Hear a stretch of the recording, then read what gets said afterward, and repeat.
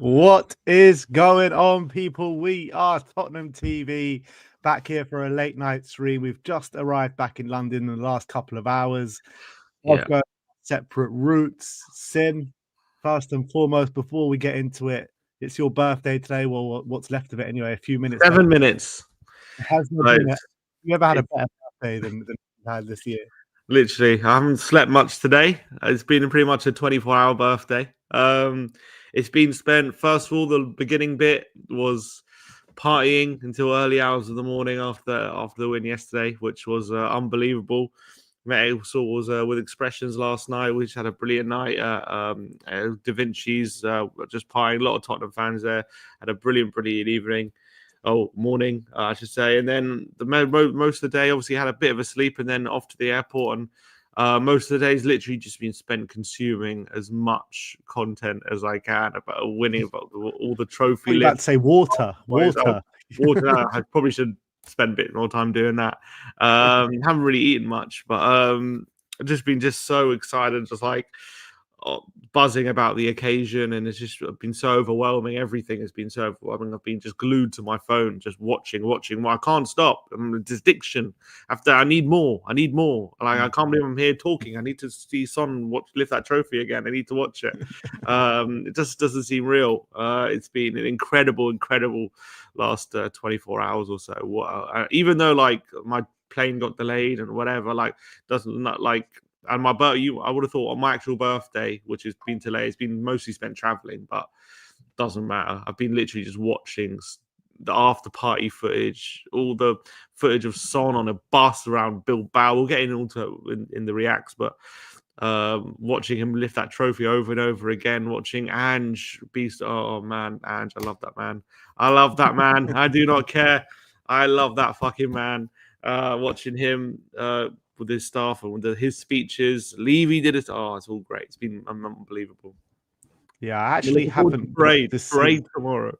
Yeah, I actually haven't got to see Ange or Levy's speech yet, because on my travels, today, the internet has just been so bad. It's been really annoying. I've literally had, basically, the trip was left on Monday, got back today, and the days that we were traveling were literally, in terms of traveling, you couldn't get much worse. There were delays on literally every single trip I went on. The French trains are literally the worst run trains in the world. There are delays every time we've been on them. Took ages to get the hire car as well, just waiting around for that. But look, we were there in Bilbao, and I think Spurs and Postecoglou, the team, have delivered us our best Tottenham memory in our lifetime to date. That's literally what it was. From the moment we got into Bilbao till the moment we left, it was just pure bliss, man. The whole trip was just incredible. It really was incredible. And look, we'll start off with the review of the trip and the game and whatever, but I just can't believe I'm sitting here, 22nd of May, Thursday. I'm sitting here as a Europa League champion. I just can't believe it. Like, I'm seeing all the footage and I'm like thinking, did that actually happen yesterday? Yeah, no. It's still a bit of a blur, and I'm just like, did that actually happen? You know what? The whole game was a complete blur, because it was just, look, if we're all being honest, the actual game probably was terrible the least game. Yeah, there was probably the least what's it called, enjoyable part of the whole experience was the actual game, because it was tough watch. It wasn't great quality, to be honest, from either side. It was nerve-wracking. Obviously, we got the goal celebration was brilliant, but in terms, if we're going to start just with the trip, being at the fan park, seeing the sea of white wherever we go, the amount of interactions we had with so many fans, just all around, but also especially in the fan park before the game, was unbelievable. Everyone just had this sense of this is our time, this is our year. There was this real belief. Like when you're coming up to a big game as this was, like, usually there's like nerves coming into it, and there's like a nervy kind of atmosphere in the build up to it. And I just didn't feel that at all. Like, I got a bit nervous, like maybe the very start of the morning of the game, and maybe the day before a little bit. But all in all, I felt like really good, and I felt confident, and I felt like this was our time. And I Yeah. think that sense with everyone that was there as well. It really did feel like there was just a feeling, wasn't it? I think everyone had that feeling like this was our time, this was our year, this was our moment. And I think with the way that we played away at Frankfurt, the way we played away at Bodo, I think it just gave us a lot of confidence to go into this game against a not a very good Manchester United side. And if we defended well, we'll get the job done. And I think that's exactly what we did on the day. But yeah, I mean, the fan park was just incredible, wasn't it? The drinks were flowing, so many people there. It was just a Tottenham festival, but pretty much that's what And it was. also a big shout, which we'll get into a bit because there's quite a few clips of him probably in Reacts, but shout out to James Black, who was on stage. He rocked it. Unbelievable, and he was unbelievable on stage. Obviously, got the whole crowd rocking. He's been we know James Black's been part of the furniture now for many years, and he does such an incredible job. We're so lucky to have someone like him, perform for us. And he got to go party with the players after the game in the after party. So unbelievable for him. Yeah, it's a big up to him on the fan park. But the fan park was popping off. But as I say, it's weird for a club like us, who's obviously gone so long without a trophy, but not only that, had so many near misses, to go through so much pain, to have the belief that we had yesterday going into it was just very odd. I don't know why.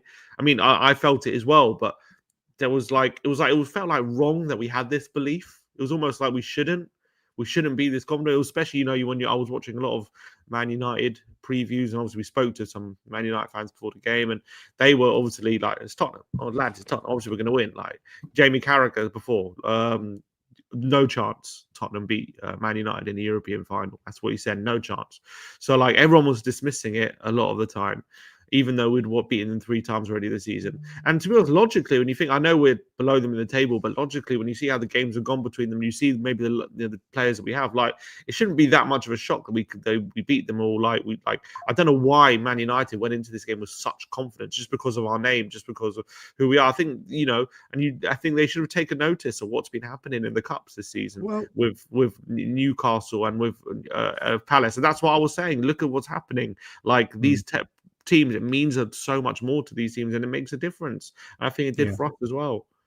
I think the main reason Man United went into it so confident is because even in their worst times, last couple of years, Ten Hag, the year before, they get into these moments where they go in as probably the underdogs against the likes of Man City, and they just have a knack of finding a way to get over the line. They're still Manchester United at the end of the day. So I think that's why they went into it so confident. On top of that, they're playing against us who, haven't won a trophy for 17 years, no European trophy since 1984. So, I mean, that kind of narrative, you would have thought that Man United would have done the job. But I think everything else coming into it, you're looking at the team's routes to the finals. Spurs is the way they've been going into each game with a proper purpose, with a proper game plan, knowing exactly what they're going to do on the pitch and implementing it perfectly. I just felt like when you saw the players come out onto the pitch, when you saw them in that huddle, they just had, it was up there. It was the mentality to go on and win that game. And I was so certain that we were going to win the game. I really was. I think most people were as well. Yeah, 100%. I knew we were the better team, and I knew when we got that back 5 together. People look at results in the league and all these different things, but the reality is, when we've had that back 5 together of late, we've defended really well. Like there's not been many games where we've been too open or concede loads of chances. I think now, after clean sheet, I think it's now with that back 5 this season. I think it's 16 games played, 15 goals conceded. So clearly, when we have that back 5 together, we can defend, and we're not that actually hard to open up, and we're not that hard to score against. Not easy, sorry, to score against.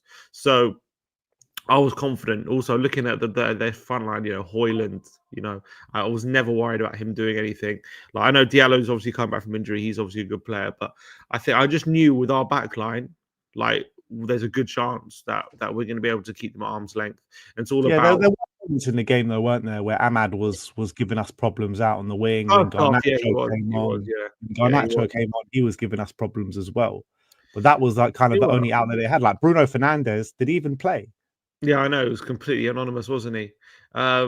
And in terms of what you were saying, like this is what we were saying going into this game. Like if you look at how we've been playing, like it's so much more controlled, so much more like precise, like in this Europa League run, like very much like a proper team. Like obviously we've been for a lot of the season. We've been all over the place, obviously with injuries and even tactically, like for a lot of different games, we've been a bit all over the place, so open, not maybe players not knowing what we're doing. But I've really felt like as soon as you got those players back, I do think, especially in this Europa League, like you can really see that they are a team and they can what's called Ange can get them together and get a really good tactical performance. And in this Europa League run, when we've had to attack like home to Frankfurt, Bodo at home, we've attacked really well. We've had to defend like Bodo and Frankfurt away. We've defended very well and attack as well. What's called RZ at home, we attacked very well in that game as well. So we've had to do certain things. We've done them really to a really good level. And we were saying this before. When you look at Man United, yes, don't get me wrong, 7-1 against Bilbao, fair play, and they also got through against Lyon. But you never felt like they were really in control of any of those situations. Didn't really tell the full story, especially those Bilbao games. I know they won 7-1, but it didn't tell the full story of how those games went at all. And if you're paying attention to the context of those games, it wasn't a foregone conclusion. They just battered them and they were far the better team. It wasn't like that at all. And I know that 7-1 suggests that, but it wasn't. So going to that game, I knew that maybe that the gap of the win against Bilbao might give them a bit more false confidence, like of how good they actually were in that tie. And I think, and I just knew, like, also I said as well, I think as soon as he came back from injury, the one guy I think, if there's anyone going to drag us his trophy and it's going to be so important to his trophy, it's going to be Romero. I think Romero is so important. And he's every tie, the whole Europa League campaign, I don't think he's put a foot wrong since he's come back from injury. Premier League, not so much, but Europa League, I don't think he's put a foot wrong. And when it comes to a final, this guy is unbelievable in finals. He's incredible. This guy, this mentality in a final, he always shows up. He always has an unbelievable performance. He's always the best defender on the park. And I think it was probably the same again yesterday. Forget best defender, best player on the park. Best player on the park. You know, he's been incredible. Look at that. Remember that World Cup final with Argentina, how good he was that day. Oh my days. He's brilliant. And I thought he was the best player on the park probably on yesterday as well. I really did. But there were some top performers out there from Tottenham from a defensive standpoint. Let's be real. We had no ambitions to attack really for the majority of the game. Once we got that goal, you know, it kind of like both teams feeling each other out. Man United were controlling the possession a little bit. No real big chances either end. Once we got that goal, all it was just about hanging in there, getting deeper, more anxiety. I mean, that whole second half, we're looking at the clock every 2 minutes. Literally, that's all it was. I think I looked at the clock more than I looked at the pitch in that second half. Honestly, like, literally, it was stressing me the hell out. It was, you know what? It was stressful. And obviously, the first half, you know, I think first half, we obviously had a few moments in which Brennan was getting the better of Shaw on a few occasions, but then Diallo was getting the better of Dogu on a few occasions. It was kind of like give and take for both teams. But I think what we were doing actually in the first half was tactically isolating Bruno, pressing him on a few occasions, making sure he wasn't having so much of an influence. Because I think he's been so important in their Europa League run. Bruno, he's probably been their main player in this run, and he's, you know, you've seen his numbers. His numbers are ridiculous, and I think you know, obviously we didn't talk obviously the lineup when we saw the lineup that we weren't too happy about it, but I think it turned to probably be a good choice putting the Sarr in there in the middle with Bentancur and I thought Sarr was brilliant. Yeah, I thought Sarr was brilliant. The legs that he showed us in midfield, the never say die attitude. You know what we say with Sarr, you know, last season, particularly covering every blade of grass. That's exactly what he did on the pitch yesterday. Like, he played like that was his last game, you know, forever. Like literally, he had something special about him on in the final, Sarr. And I felt him, Bissouma, and Bentancur all just had that mentality, like nothing is getting past us today. Yeah, and I think that was where we were getting a lot of joy, which is, funny enough, probably where you would say is probably on the day lineup wise, maybe one of the weaker points in the team. But I think midfield is where we were doing really good things. I think, like, good pressing. Obviously, the goal came from a really good interception from Sarr off Bruno. That I thought they were pressing quite effectively. We were whipping really good crosses into the box. I thought for time for Richarlison, Porro whipped in a good ball. I think a doggy was getting crosses. There was clearly a plan to whip crosses in, which is what we were saying before the game, which has to be the plan, to get as many crosses in the box, because that's where you can really get that Man United. And obviously that's where the goal comes from. Sarr whips it in, which starts all from his inception. Then we kind of maneuver the ball to get him some space on the left. He then whips it into Brennan. And he, if there's someone you need to get a tap clinical, in, mate, absolutely clinical finish. You know what? Yeah, I thought on the first viewing when I saw it live, I couldn't really see if it was him or own goal, whatever.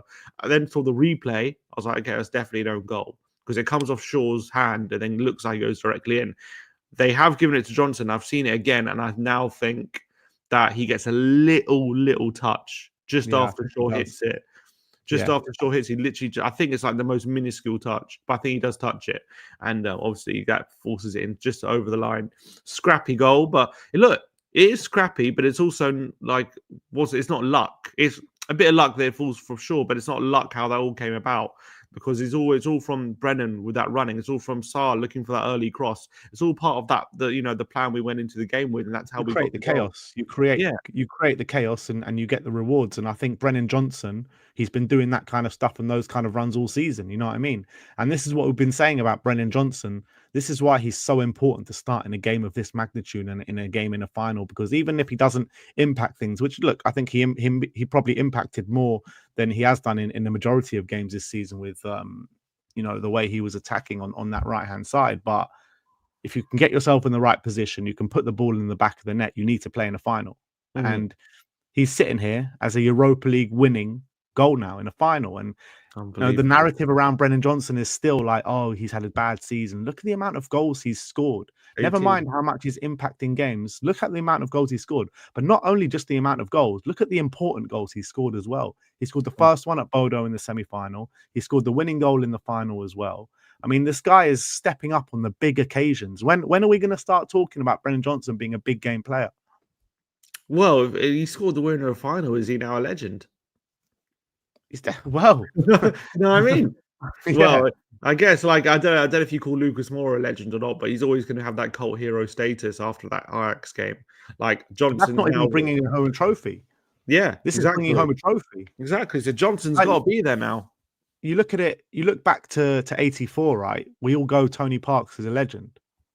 If Tony Parks is a legend, why is Brennan Johnson not a legend? Absolutely. And I think he's obviously it's not like it's a one-off as well, as you're saying. Like, he's scored goals regularly, and a lot of them.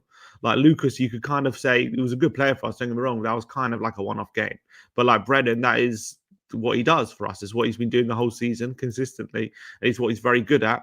And as much as he's maybe not the prettiest, and some of his goals aren't the prettiest, they're effective. And that's what I've always said about him. He ain't the best winger. He's clearly a limited player, but what he is, he's an effective player. He gets into places. He's very good at positioning himself in those places. And he got there, again, positioned himself exactly where he needed to be. I'm sure he's trained that kind of run many times. And he was there to get on the end of it, and bam, 1-0. And obviously we went into halftime at Bedlam, but when we came out in that second half, it was just, you can clearly see, like, get the ball away from our goal. Literally, just batter it away. I mean, it's. There was no composure whatsoever. No, there was no composure. No, that we didn't break away. I think there was one breakaway the whole half. Two. There was two. There was one where Doggy broke away on the left-hand side and tried to find Solanke, and there was one actually Solanke did quite well down the byline. I think he spun Maguire, and then he tried to play Son in, and I think he played it just too far ahead of him. But they didn't even lead to shots. Like, that's what we're talking about. Like, just two kind of breakaways. But it was literally, I said it. We said it in the instant match reaction. Well, not quite instant, but the match reaction. We literally treated that from minute 46. It was like it was the 90th minute, literally from minute 46. 90th minute for 52 minutes or whatever. Exactly. That's what it was. It was literally 45 plus 45. That's what it looked like. 45 minutes of injury time. But as much as it was just batter it away and hope for the best at times, that's what it looked like at times.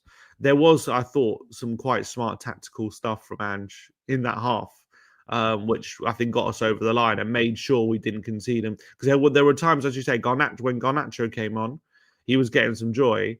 So, and you saw Brendan was waning a bit. You saw there was one moment he was like going for a run, he just couldn't keep up. So, what I think most managers probably would have done at that point is bring on Odebear or Tell and put them on the right. But he decides to put Sarr on the right hand side, which I thought was a really smart move. It kind of cut off that made sure Garnacho wasn't getting more joy, and he made sure that because he knew Sarr's got the legs, Sarr can keep up, and he's got a bit more defensive kind of mindset about him. So I thought he put him on the right side. That was a good move, and then. Obviously Maguire starts like getting up front, winning headers and doing all that kind of stuff like he does late. So then he had Danso on, and then he brought Danso on. I thought that was a really good move as well. And Danso was winning some good headers. I thought that back three really kind of made us a lot more solid and a lot more difficult to break down. And it was like we did really park the bus, if we're being honest. It was definitely part of the bus job. But look, I don't really care. And if that's what the occasion demanded and that's what the occasion needed, as famous Mourinho said, finals aren't there to be played; they're there to be won. And exactly. Look, Ange, I think maybe understood that on the day, and he's maybe understood that during this whole Europa League run. And they're saying we didn't play Ange ball yesterday; we played Ange bus. That's what we did. Bus, exactly. You get the Ange. He's got a bus now. Come on. But obviously there were a few scary moments, weren't there? Of course, but everything, like you mentioned before, like anything that Amorim tried to change from a tactical perspective and edge the game in their favor, Ange always had the answer, and that's the reality. I think, like when you're talking about a tactical battle, I think Ange did win that, hands down, in my opinion. And you're looking at the players on the pitch, right? We can get onto Ange in a little bit, but the players on the pitch, man, they all performed like heroes. When you look at Vicario, that save that he made right at the end, man, what a top quality save. Saved the game for us. Mickey van de Ven with that goal saving clearance on the line. I mean, like, come on, like, where did he pull that one from? Doing like Kung Fu Van de Ven. It's madness. Like Romero, the hero's performance he put in. Porro put something out on social media afterwards, like taking the piss out of people saying he can't defend. I mean, I thought he put in a top defensive display. Pedro Porro. Destiny Udogie, again, on the other side, I thought he was a hero. Bissouma, Sarr, Bentancur, all three of them, absolute heroes. Solanke was running his socks off all bloody night. Richarlison as well. I mean, these guys were just performing out of their socks. But you know who I'm most happy for? And that's the boy, Sonny, man. At the end of that final whistle, man, you saw Sonny, what it meant to him. And it just felt like it meant so much more to him than anyone else. I won't say in the stadium because the fans were just on a different level, on a different planet. But in terms of the playing staff, you could just see, like, look, these other guys have been here 2 minutes, haven't they? And Sonny's been here 10 years. And he stated many a time, or he stated before, that he doesn't consider himself a club legend until he wins something. He said that, he stayed here because he wants to win that trophy with Tottenham Hotspur. He's finally done it. He has, and I can't quite believe it. It's like, it seems like there was going to be something that was never going to happen. It was just going to be a pipe dream. You've seen AI images of Son holding up that trophy, and you kind of feel FIFA or something, you know what I mean? Yeah, is it ever actually going to happen? And yesterday, it actually came true, and you saw the images. I've seen it, and now of Madison in tears hugging Sonny, and I don't know what he's saying to him, but clearly get very emotional. And as you say, some of these guys have just come here. Like Madison's been here 2 years, and he's crying for Son. He's like, I don't think he's crying for himself. Obviously, I'm sure he's happy he's got a Europa League trophy. Don't get me wrong, but I don't think he'd be that emotional if it wasn't for what it meant to Son. I think that's what brought, and so I think everyone really gets how much that meant to him. And for a player of Son's quality to not have a trophy at this point of his career is, quite frankly, it's a disgrace he hasn't had one. But, he said he's committed his future here because he wanted to, as he said, finish the jigsaw puzzle, get that final piece in, and it's to win that trophy for us. And look, it might be his last game for us. I hope not. We'll talk about his future in another time. But I'm just so happy that we can put that to bed. He's won not just a trophy, he's won a major European trophy at this club. He's got reward for his unbelievable loyalty. He's been such an amazing player for us, a servant, an ambassador, a representative. Everyone was, even non-Tottenham fans were just happy for him. Everyone knows how much it meant to Son winning that trophy. You just see the passion yesterday. I saw, and you can see as well, in the after party and on that bus ride through Bilbao. He's letting his hair down. He's so happy. He's got that smile back, and it's so great. All that Sonny content has just been unbelievable. His dad come on the pitch after the game as well. Dad come on the pitch. It's just you saw him after the game. Also like waving, I think, to his family who were there, and such a special moment for him. And apparently he said in the interview with TNT after the game, he said what he said to Harry. He said, "Harry, we did it. So it's like something they've been feeling together. I think him and Harry Kane, they both broke the trophy drought in the same year. Poetic as that is, and what a special moment. What a special moment. Sonny lifting that trophy, and when he actually lifted it, he got handed it, and I just couldn't believe he was actually gonna lift that trophy in front of the fans, in front of the Spurs fans right there. Like, it was real. And there it was. The confetti was there. He actually was lifting it, and it was special.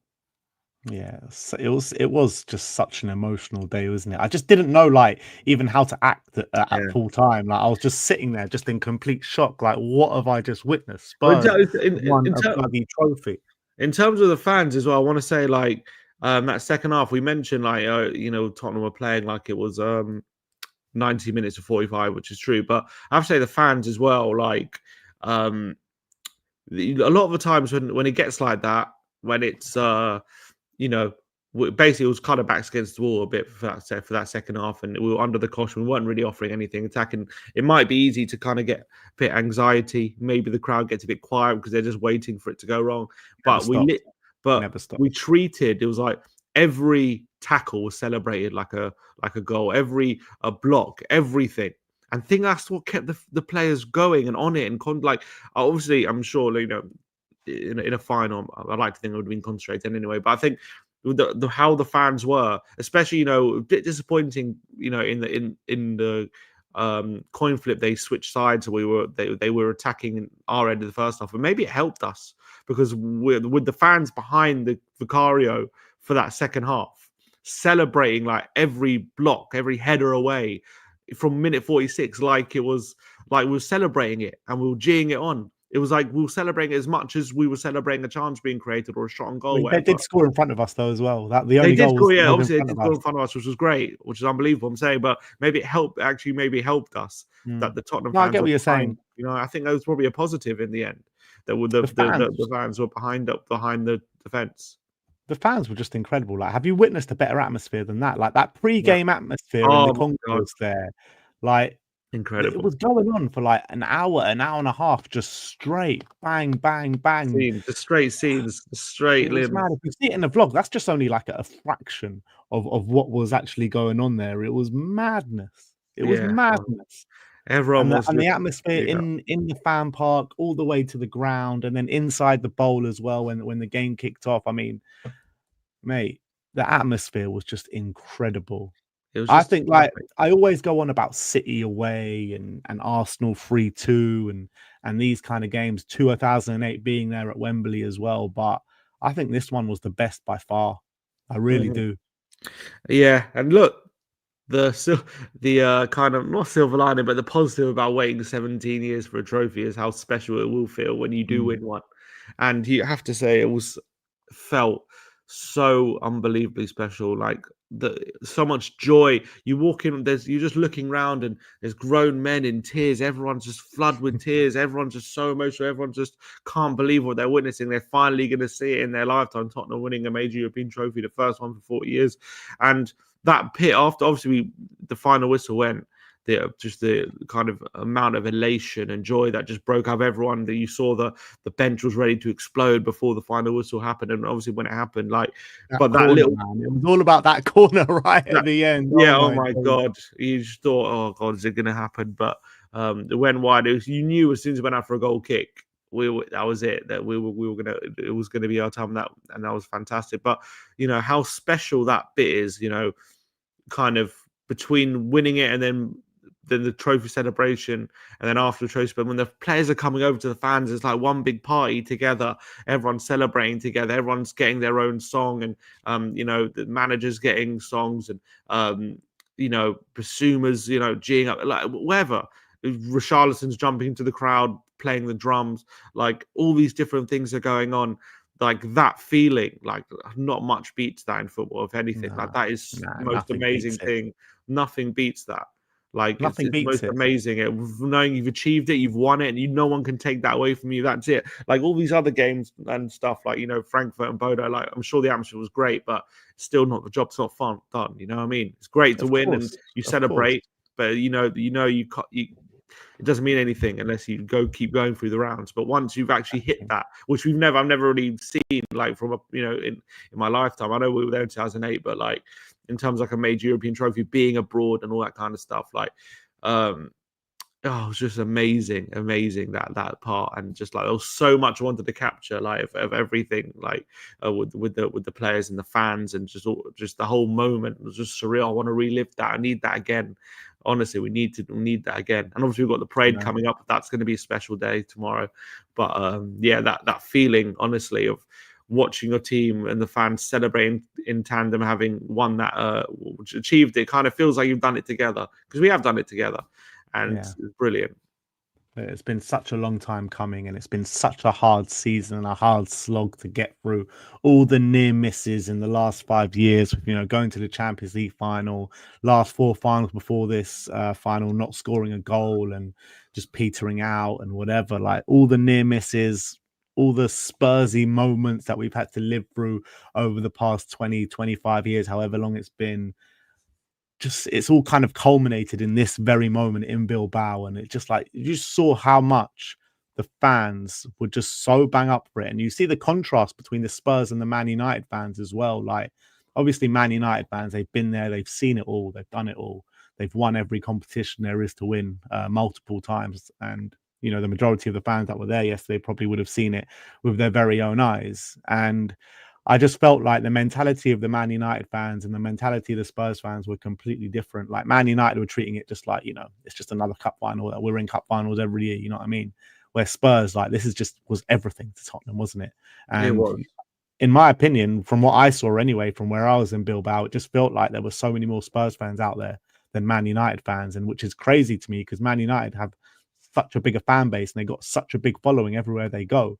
But you cast your mind to 2019, Liverpool fans were everywhere, and it was much, they outnumbered us like 5-1 at that point. But I felt like we outnumbered the United fans out in Bilbao, and it was quite something. It was like a Tottenham wonderland out in Bilbao. It really was. Yeah, we were definitely, look, as you said, it meant more to us. It obviously did. You can see the players, it meant more to them on the day. We were just never going to let anything get past us in that second half. Like you can see the way that mentality shifted. Like we are not letting this go. We've got this goal, and we don't care what's going to happen, what's being thrown at us. We ain't letting that go, and you can see how much it meant to them. But in terms of the fans, for sure, you can see that. Obviously, reportedly anyway, there was like 30,000 or so Tottenham fans in Bilbao compared to like I don't know how many United fans, maybe 20 or 15, maybe. I think it was like a lot less.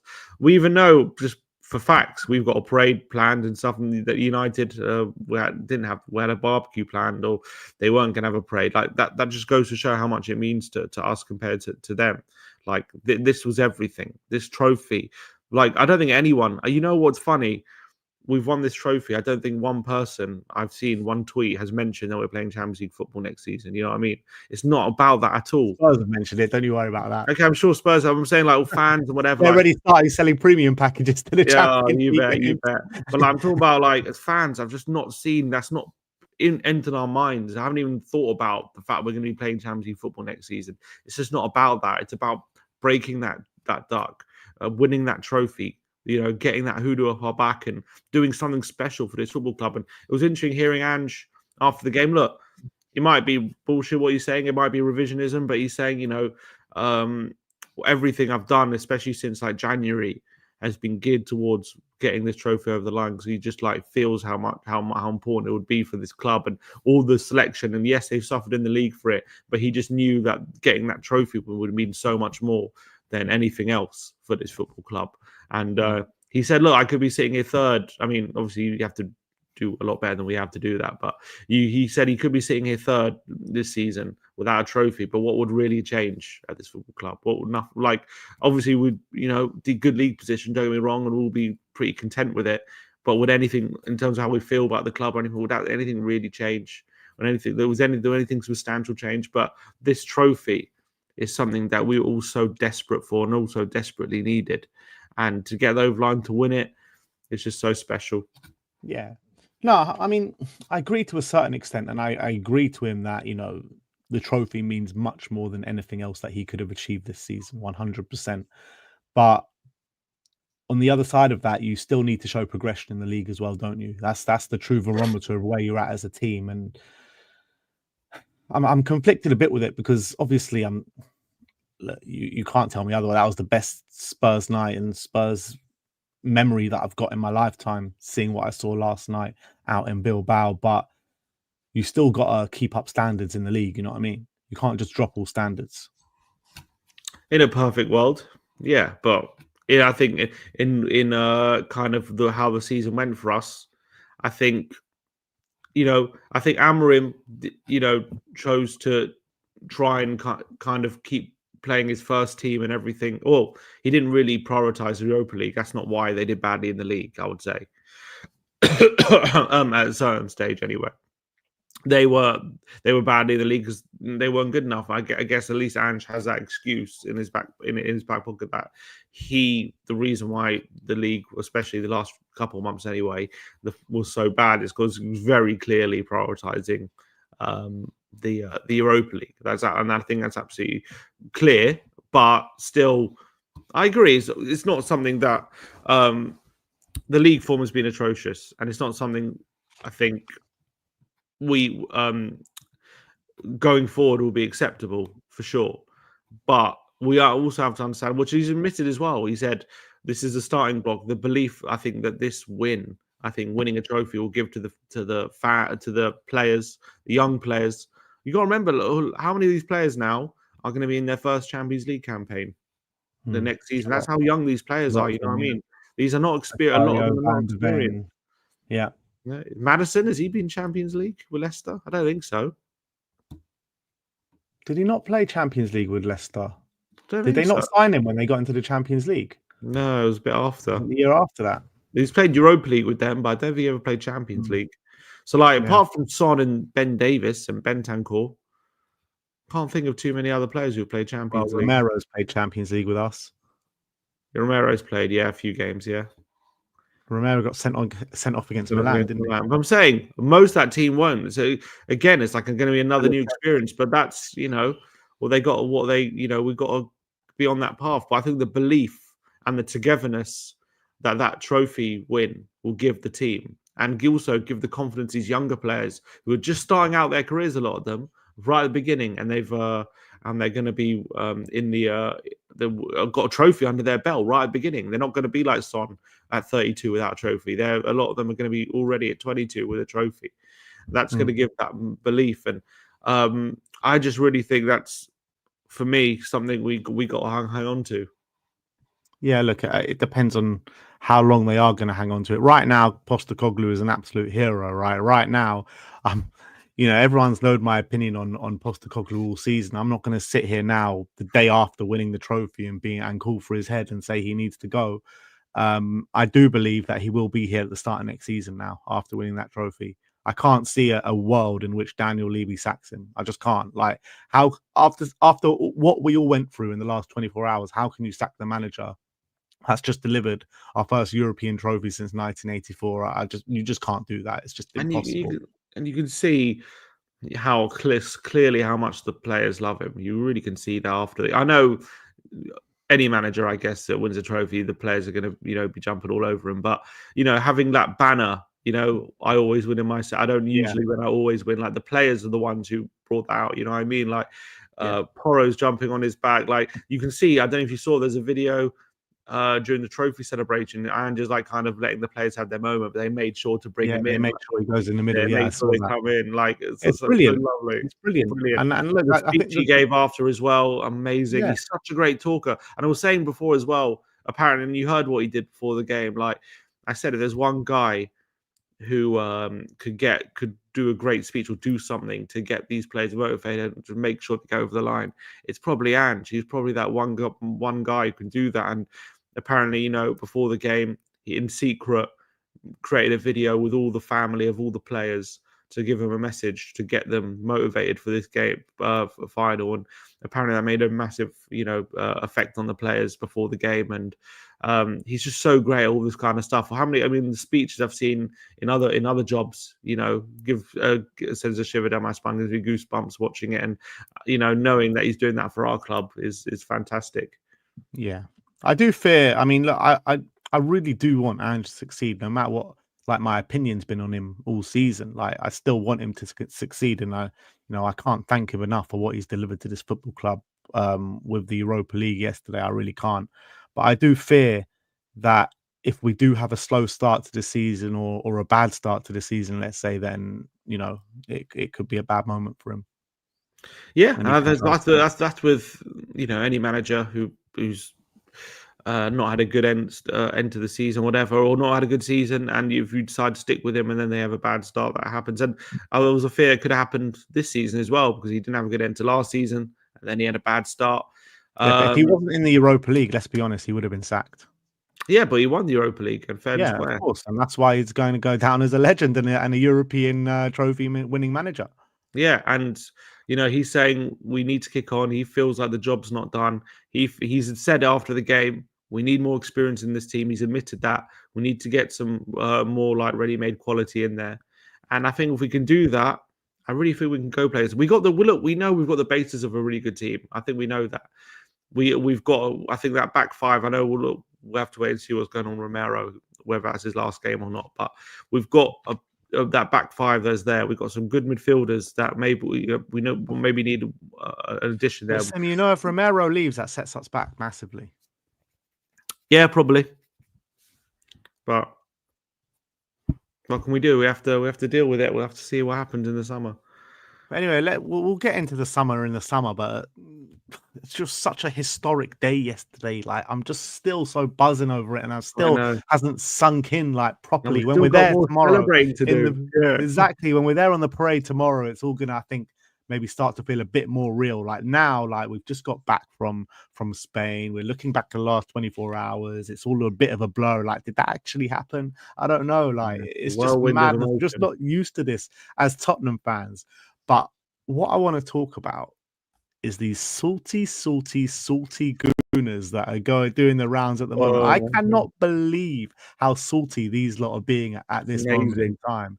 It's madness. They're trying to diminish the trophy. They're saying, oh, but it doesn't mean anything because who did you beat? And this competition don't mean anything anymore because there's no Champions League dropouts. Oh, it's a tin pot trophy and all this. I didn't hear them saying that when they were trying to win it a couple years back. You know what I mean? Like, this whole thing. They had a parade planned for the Europa League when they were in the final. Yeah.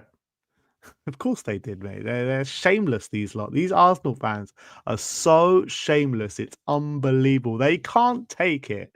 They just cannot take it that Tottenham Hotspur have more of a European pedigree than the mighty Arsenal. The mighty Arsenal that can't win a European trophy while we're sitting here with 3 UEFA Cup Europa Leagues to our name. That is what you call European pedigree, people. You know, you look up at the teams that have won in Europe. You don't see Arsenal anywhere. They don't show up. I mean, I've been looking for them for so long, even in the terms and conditions in the small fine print. I just can't see them anywhere. I don't know where they are. But when you see Tottenham, you look for Tottenham and you look for the teams that have won the UEFA and Europa League the most out of anyone. We're sitting there in second. Only one team have won this tournament more than us, and that's Sevilla. So that is what you call European pedigree. 100%. And they can't turn up their noses to a competition they never won. They don't won any European competition. So who are they to say they're too good for this competition? Who do they think they are? Why? Because right now they're doing well. They got nothing to show for it. Yes, a few years ago, we were also quite a good team, but we had nothing to show for it as well when it came to major trophies. And what did they say to us then? And they had some FA Cups, and they would say, in our era, we still won trophies over you. Well, right now, in your golden Arteta era, we've won more trophies than you. We're 17th. That's the barefaced facts of the matter, right? We're in the gutter all season. We've won more trophies than them. Over the last 5 years now. 5 years, we've won more trophies than them. So, and when it comes to European trophies, they have no European success. They have no European pedigree. They've won the Cup Winners' Cup once, I think, which we've won anyway.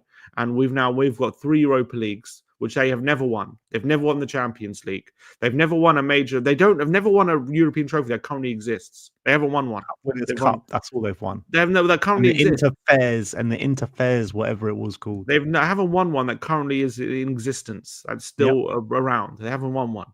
So for them to think they can turn their noses up at Tottenham winning them, which is, by the way, you could probably say the third biggest trophy on offer right now that you could probably win after Premier League and Champions League for English clubs. Yeah. Just to think that they can just turn their nose up and say, "Oh, we're too good for that competition. Oh, I don't really care about them winning that competition. It's not something I would want to win anyway. I don't even want to be in it." Well, what did you do when you were in the Europa League? Did you ever win it? You went up to Olympiacos. You went out to Lisbon. You went out to all the. They were in the Europa League for like 7 years. But when we were, they were out of the Champions League for a long time. They didn't win it. They never got over the line. And when they did get to the final, they saw what happened. They saw what happened. They shut the bed and Giroud wiped them off the park. Exactly. So for them to say, "Oh, it's so easy. It's such a rubbish competition." It's absolute nonsense. Now we're saying, "Oh, you're only winning it because there's the teams are so bad."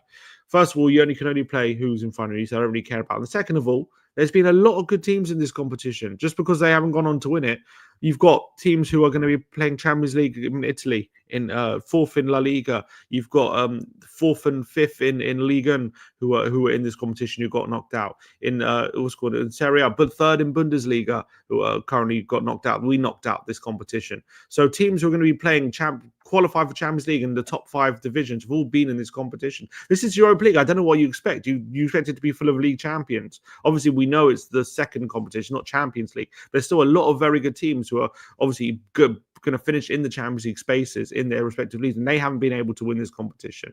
We've had to go a long way and played some very good teams and beat some very good teams to go this far.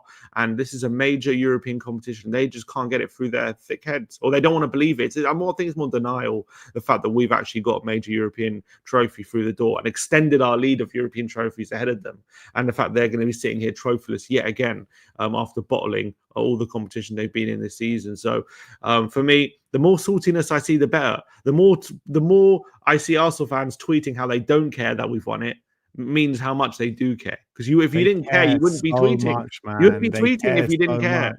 You wouldn't be tweeting. If I didn't care about something, if there's 5 years, if there's something I didn't, if there's something I don't care about, I just don't. I take notice of it. I don't tweet about it. I don't write about it. If I say I don't care about you, I'm literally telling everyone I care about you because I'm tweeting it. Because I'm saying to people, you are there on my mind. I'm thinking about it. 5 years, how can I think about it?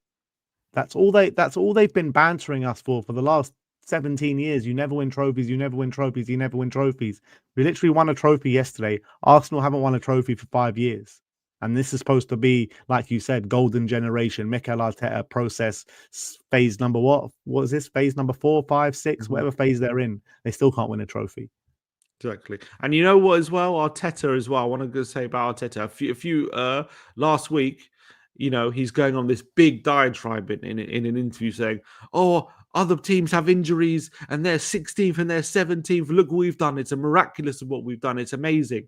And then he's asked today, "Well, Tottenham won a trophy, have they had a better season than you?" And he said, I don't like to compare other teams. I don't like to now you don't like to compare. Now we've got a European trophy. You don't like to compare. Or a week ago, you're going mad about, now you're comparing to other teams with the problems you've had. You're more than happy comparing that. But as soon as you're comparing trophies, you don't like to compare. Okay. Yeah. Okay. Look, everyone knows this is a very significant moment for Tottenham Hotspur. This is a significant trophy to win. It's a big, big trophy.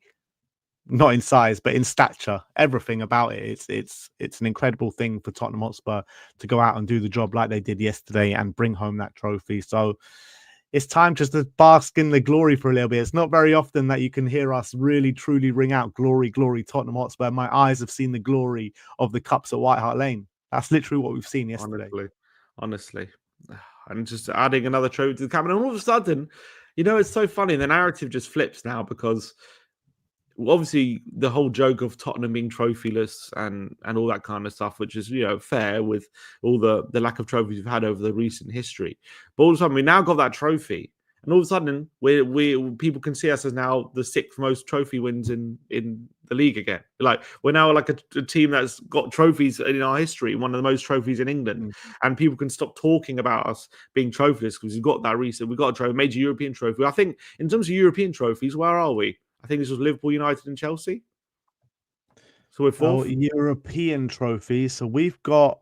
I mean, if you want to count other cups as well, like cup winners, I think we're on 4. But Man City are not ahead of us. Yeah, it's got to be those 3 clubs only. Yeah, so we're 4th for European trophy. I don't know what about like clubs like Villa. I think Villa have 2, but they're obviously champion. They're European cups, obviously.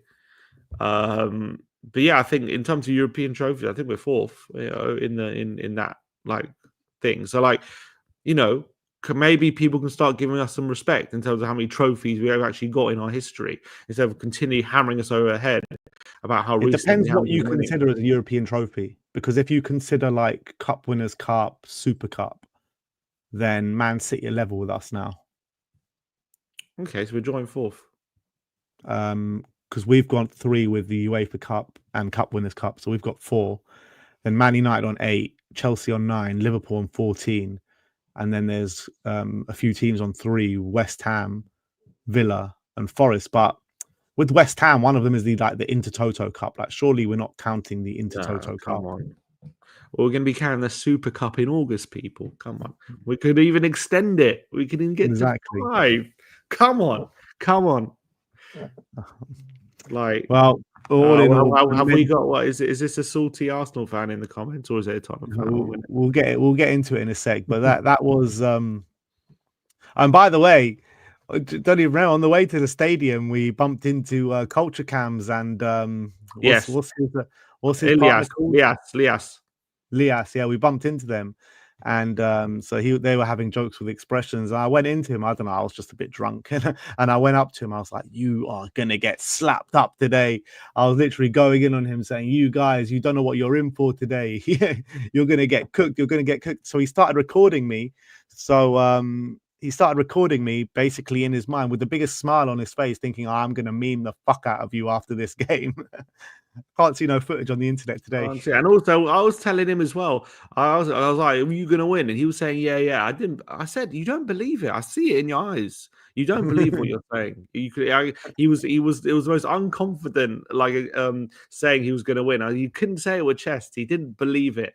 I think, look, I think we believed it. I think all the Spurs fans just believed there was a big sense of belief that was going to happen for us yesterday, and we manifested it. I really believe that. Well, on to the parade tomorrow. That is your match review for the historic day for Tottenham Hotspur, which was unbelievable.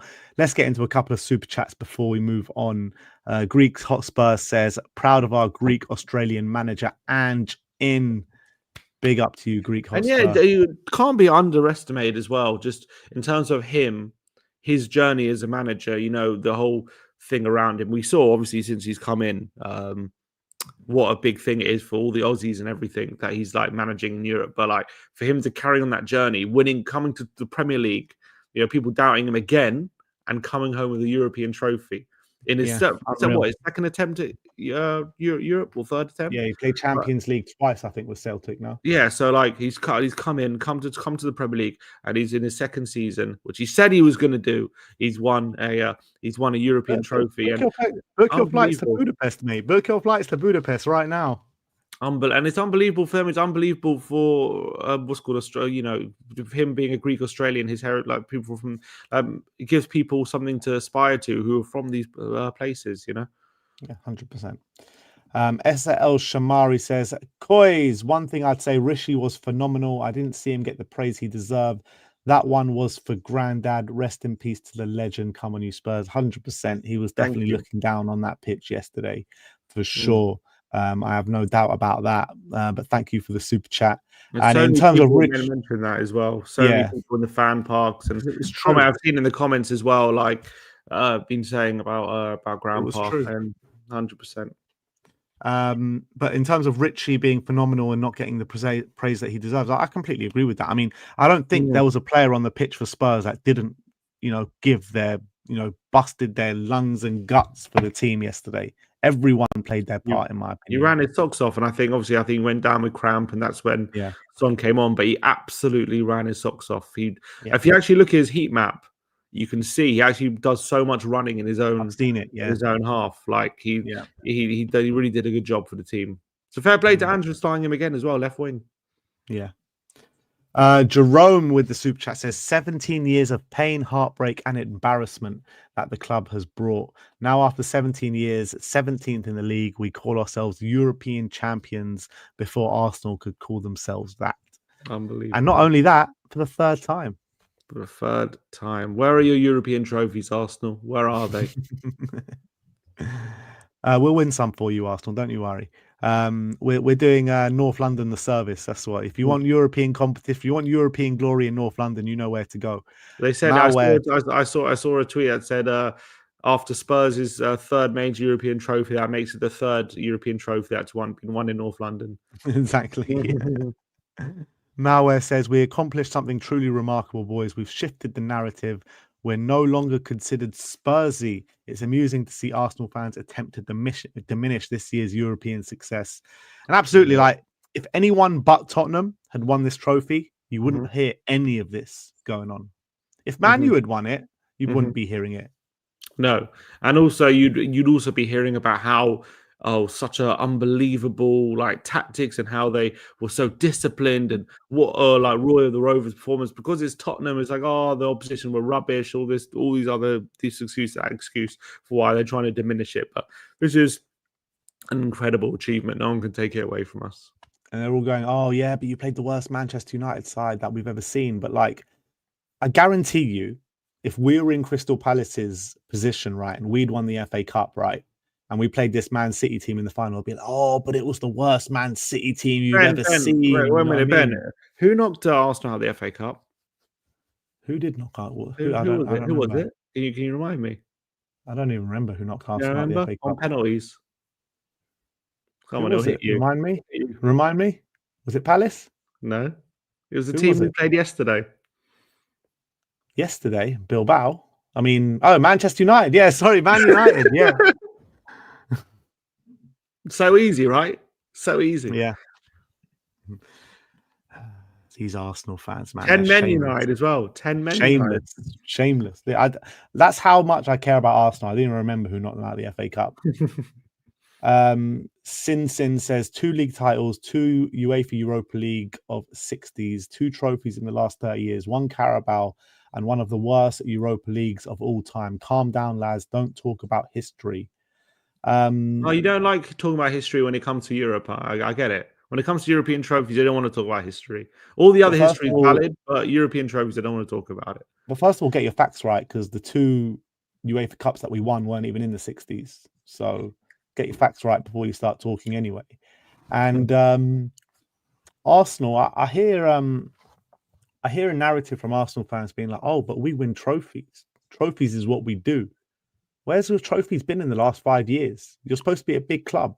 Look at all these clubs now that have won trophies more recently than Arsenal.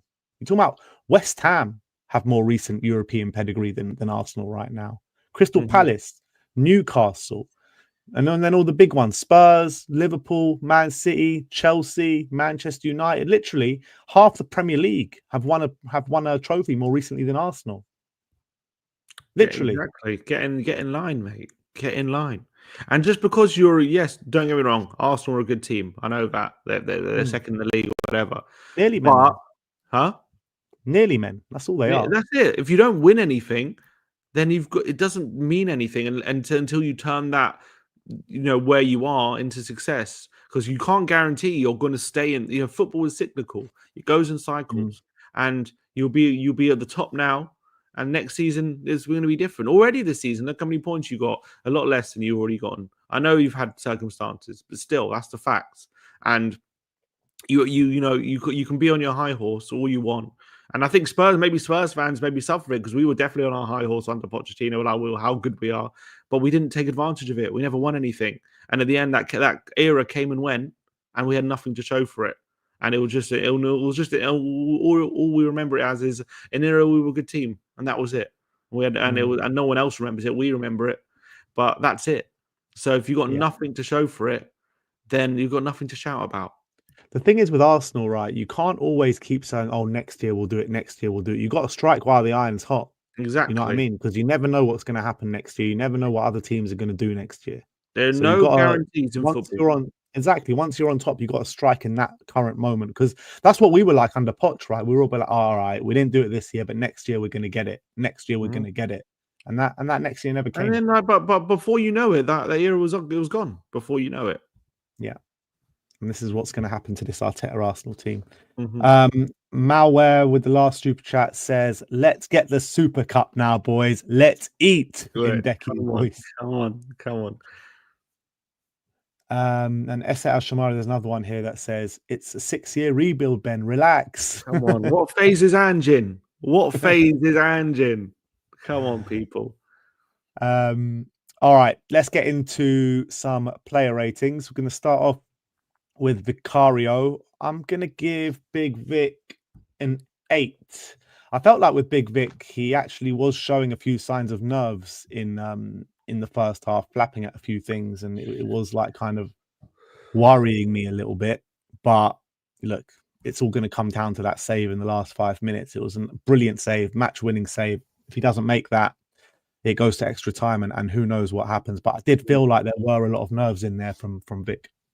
Yeah, I think obviously he also dropped one for the Van de Ven one that cut off the line. That was, watching that back, that was a pretty terrible fumble as well. So he definitely got away with that. I'll give him an 8 though, because I will forgive him for that. I also thought he went long when he needed to, didn't play short and screw around with it.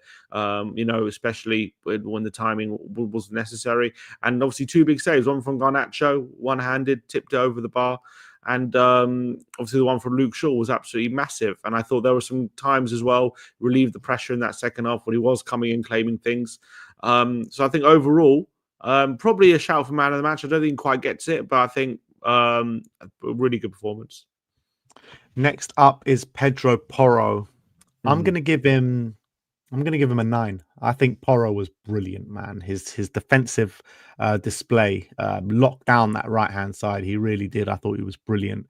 And, his crossing and from set pieces was causing problems in the opposition box. And I just felt like he had that mentality about him, like to say, like, look, by hook or by crook, we're winning this. It doesn't matter what happens. We're winning this game. And you could see him. He was always trying to G up the fans like he always does. But I felt like he had that much more serious look on his face than when he usually comes up and he goes like that. But every time he came over, he was just like gave the look to the fans, but didn't want to like go over this board. But I thought he was brilliant. Yeah, I think I'll give him a 9. I think he did have some really good crosses. There was one actually in the first half, right? It was going to be right on Richarlison's head, but I think Mazraoui just gets a little flick just before Richarlison headed it home. But obviously his delivery was brilliant. But I thought, as you said, defensively, near perfect. The only time he struggled was there was a little period where Johnson was waning and Garnacho came on and he was starting to struggle a bit. But as soon as Sarr moved over, they had that side on lockdown again. And I thought he dealt with everything that came his way. There was like one moment where he thought maybe he was going to give away a penalty, but luckily, I don't know. I haven't seen it back. I haven't seen that back, but no I one's shut making a myself fuss on of that it. No one's making a fuss of it. I'm assuming he went it down looked like a stonewall penalty from where I was. Yeah, I'm assuming he probably went down easy or something. But I thought by and large, apart from that, blocking crosses, making tackles, doing everything right, celebrating every clearance like it was as he pumping it to the crowd. So yeah, brilliant form from Pedro, and carries on his late season brilliant form. That penalty moment as well. It was so crazy because it happens, and I see the ref point. So I think he's pointing to the spot, but he's pointing to a goal kick. And as he's pointing, I put my head in my hands like that, and I'm just like that for ages.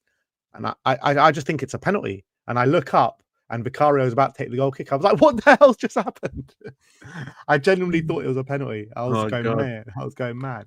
But anyway, let's move in to Cuti Romero. I'm going to give him a big fat 10. I thought captain's performance on the day was absolutely phenomenal. Was getting himself. I felt like he towed the line really well with being aggressive and being over aggressive that we've seen him be maybe a couple of times on a number of occasions. But I think he was just so he just did everything that we wanted him to do on the day. You know, Yeah, it was sat deep when he could, and you know, the way he was just diving into those challenges, booting the ball away.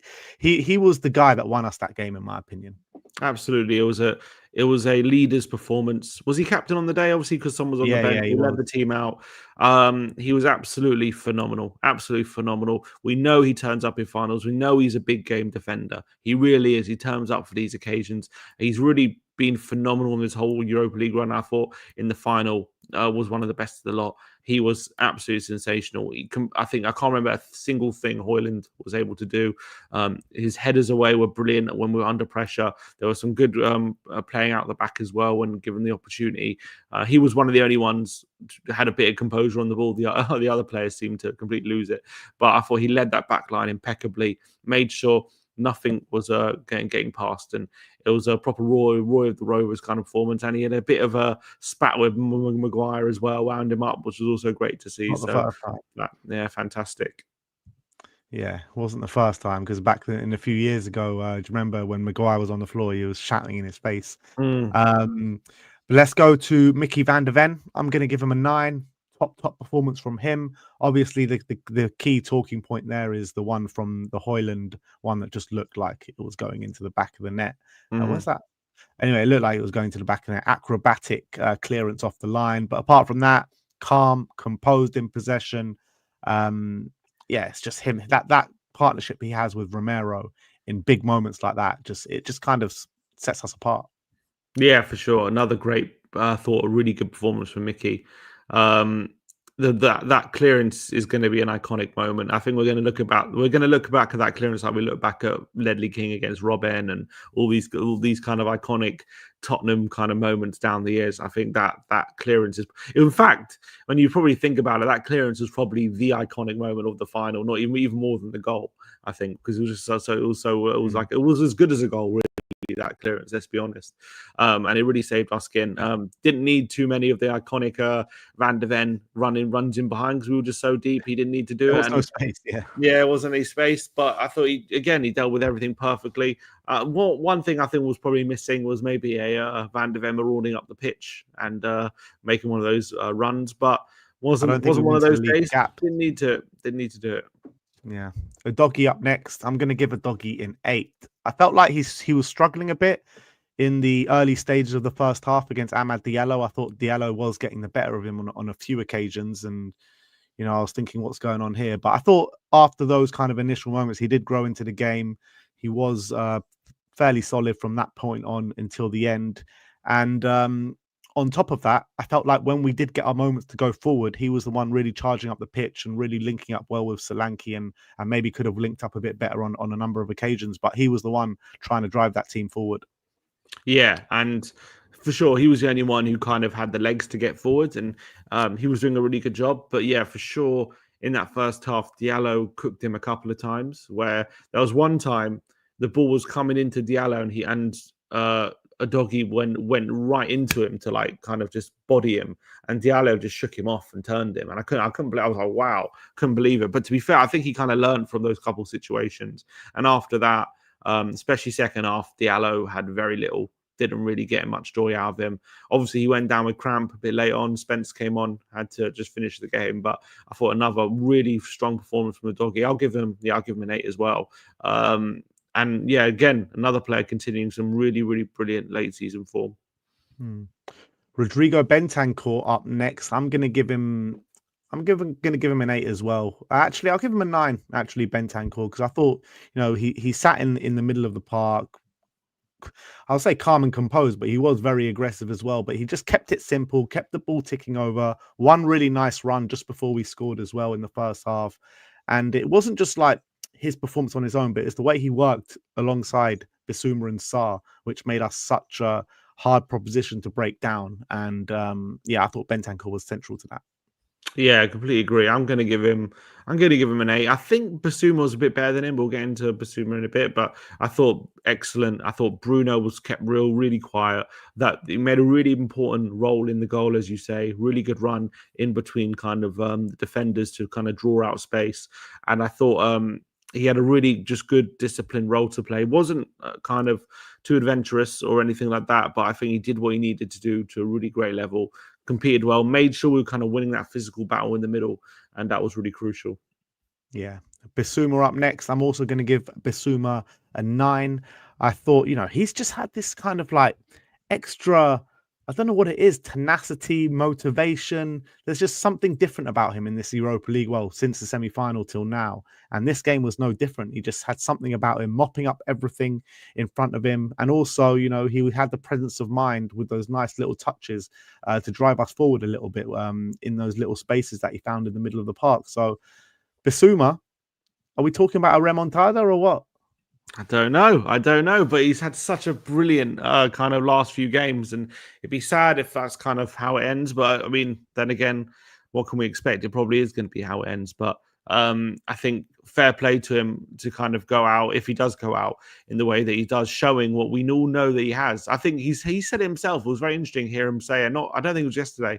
I think it was before the final. He said, "I understand the criticism is because the fans know how good of a player I am, and they just don't see it enough. And I understand the criticism, and it's unfortunate." It's all something to that effect. So he's kind of aware of it, that he's maybe not showing his best on a consistent performance, but when he's in that kind of mood, he's a great player. And we know what he's capable of.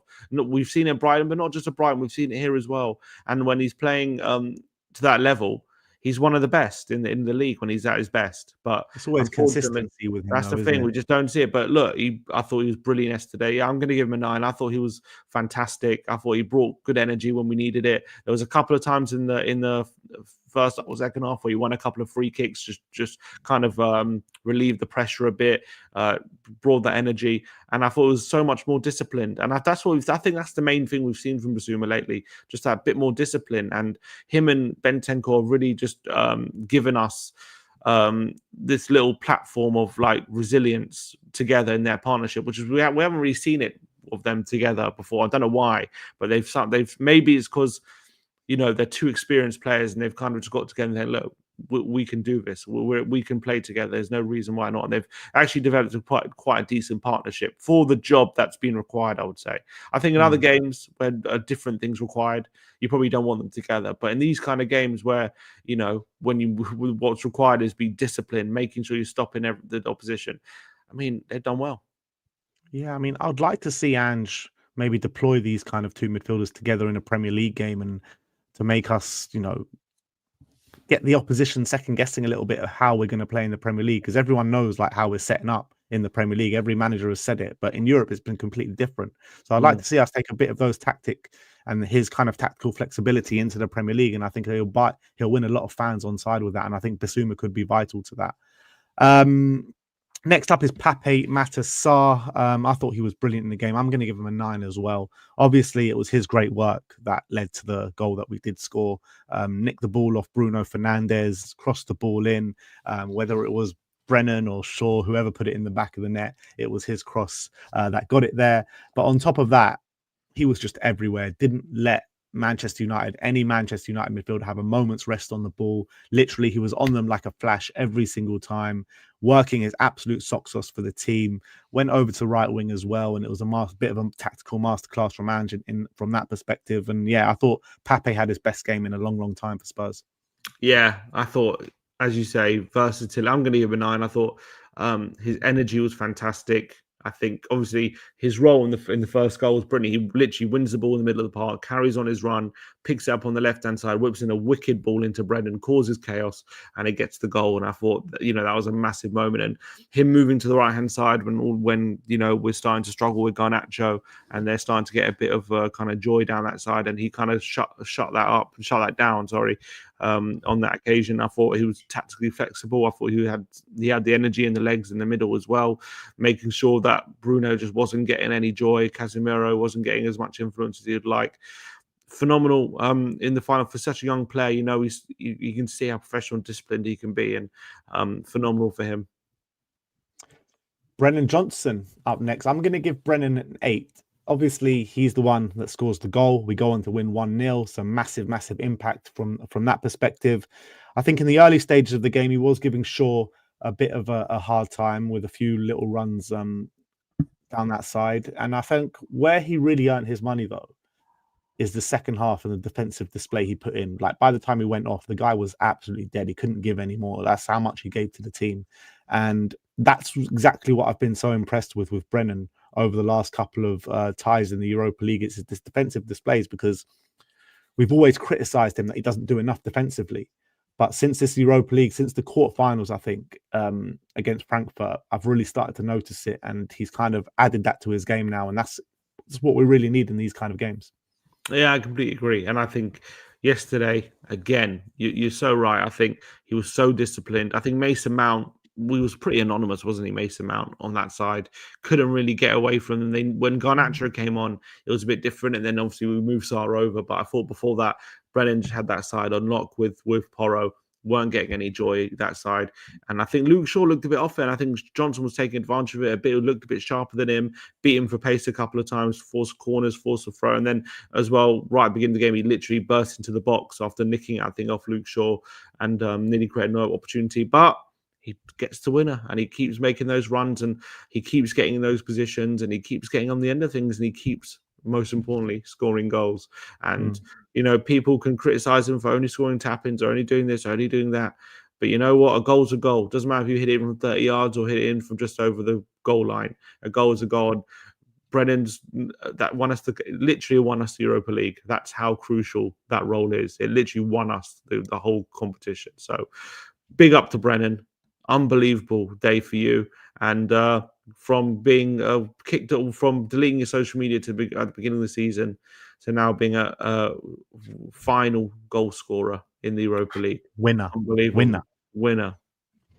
Let's go to Dominic Solanke next. I'm going to give him a 7. I think he worked tirelessly hard up against Maguire. What he was doing really well was battling aerially with Maguire and winning those second balls and those headers.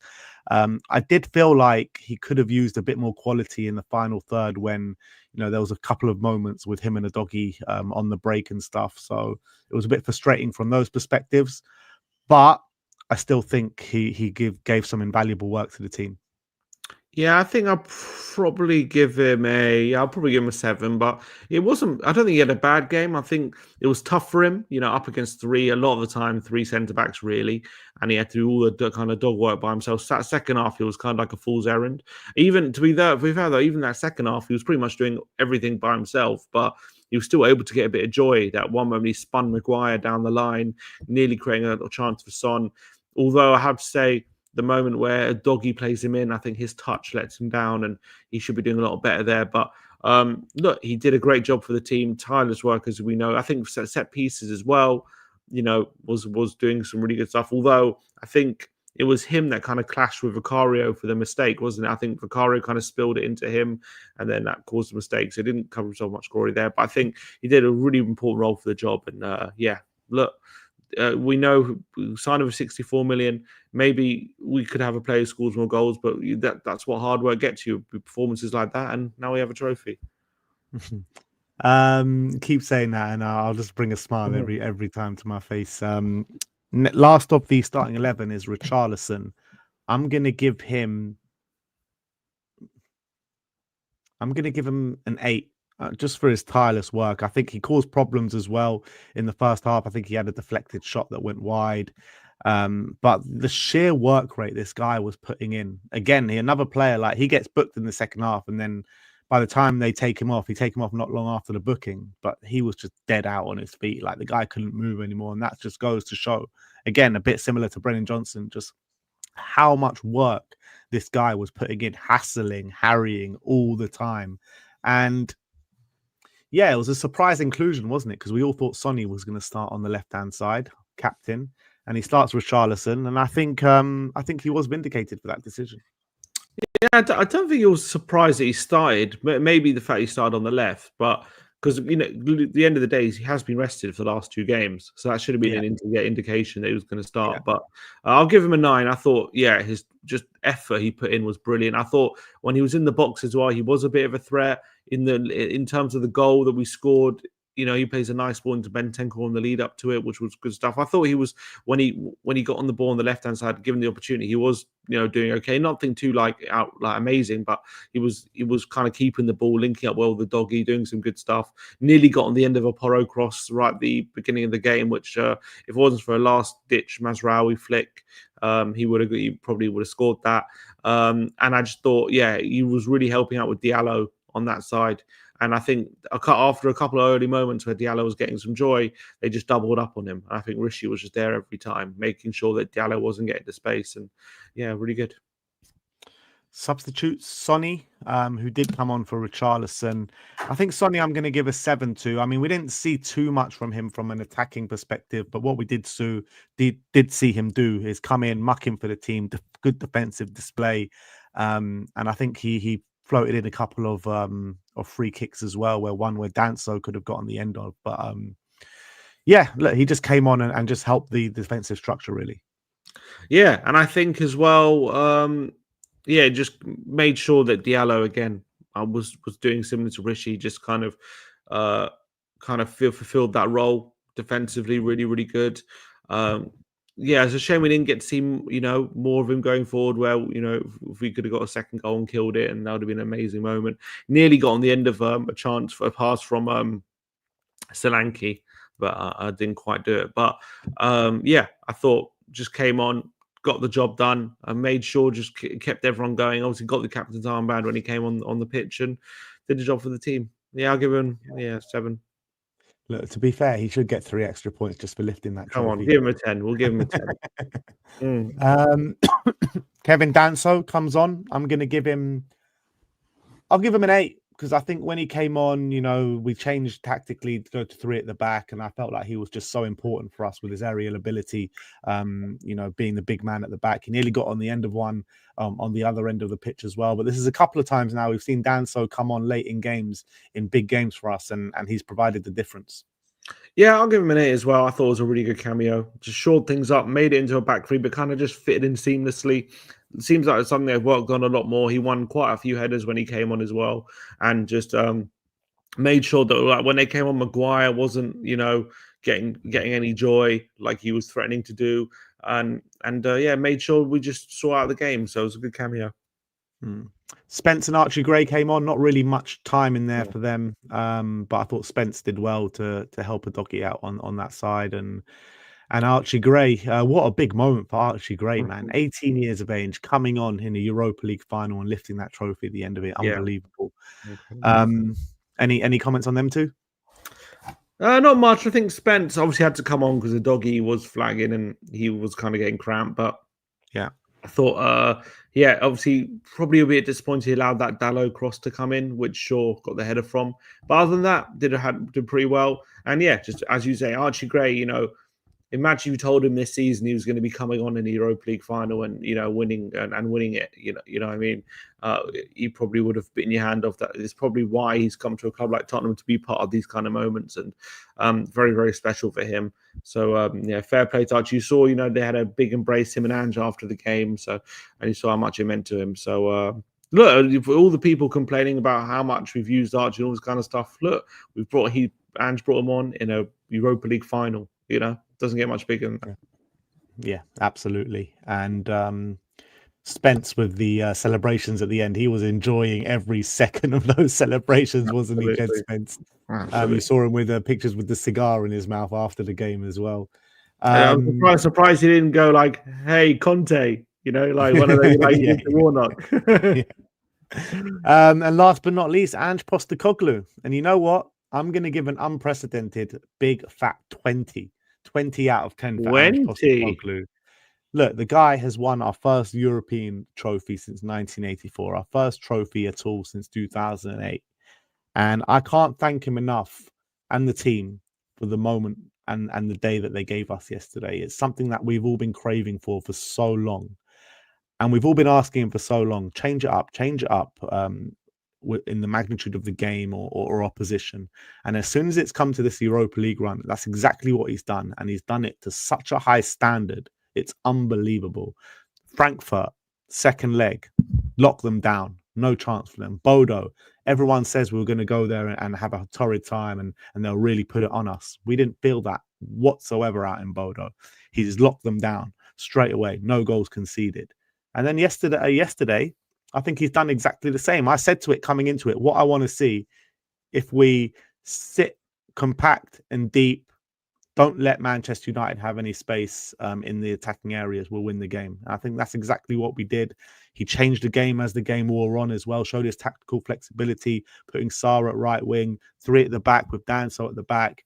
I mean, I think he managed that game absolutely perfectly, in my opinion. Yeah, we all could have seen us go forward a little bit more, and maybe for this team to show a bit more composure in the second half, and play our way a bit out of trouble instead of just booting it away. But he did what was necessary to get that job over the line. He did what was necessary to bring home that trophy. And you know what? I can't thank him enough. And I can't wait to see him in the parade tomorrow. And he deserves everything that he's going to get in terms of the Europa League run. Absolutely. I can't have you giving Ange more than me. Ange is my guy. Ange is my guy. So if you're giving him 20, I've got to give him 30. You know what? I'll give him 40 for 4 years without a European trophy. That's what I'm going to give him. I thought it was 41. Absolute. I thought it was a bit of a tactical masterclass from Manchester. I thought he got the lineup spot on, which, you know, a lot of fans were not happy with the lineup when they saw it. Oh, where was Odegaard? Where was Son? Me too. Yeah, you too. I mean, I wasn't particularly happy with it, but I thought it was spot on. You know, but the Rishi on the left and Son into Johnson, literally, that's how we scored. You know, I thought that's how the goal happened, and that's all down to that selection. I thought we made it into a physical battle. I think we killed them physically, which is exactly maybe the right approach, considering how Man United do struggle physically, and that's been one of their kind of downfalls this season. So I think he had identified that and kind of made it into a physical battle.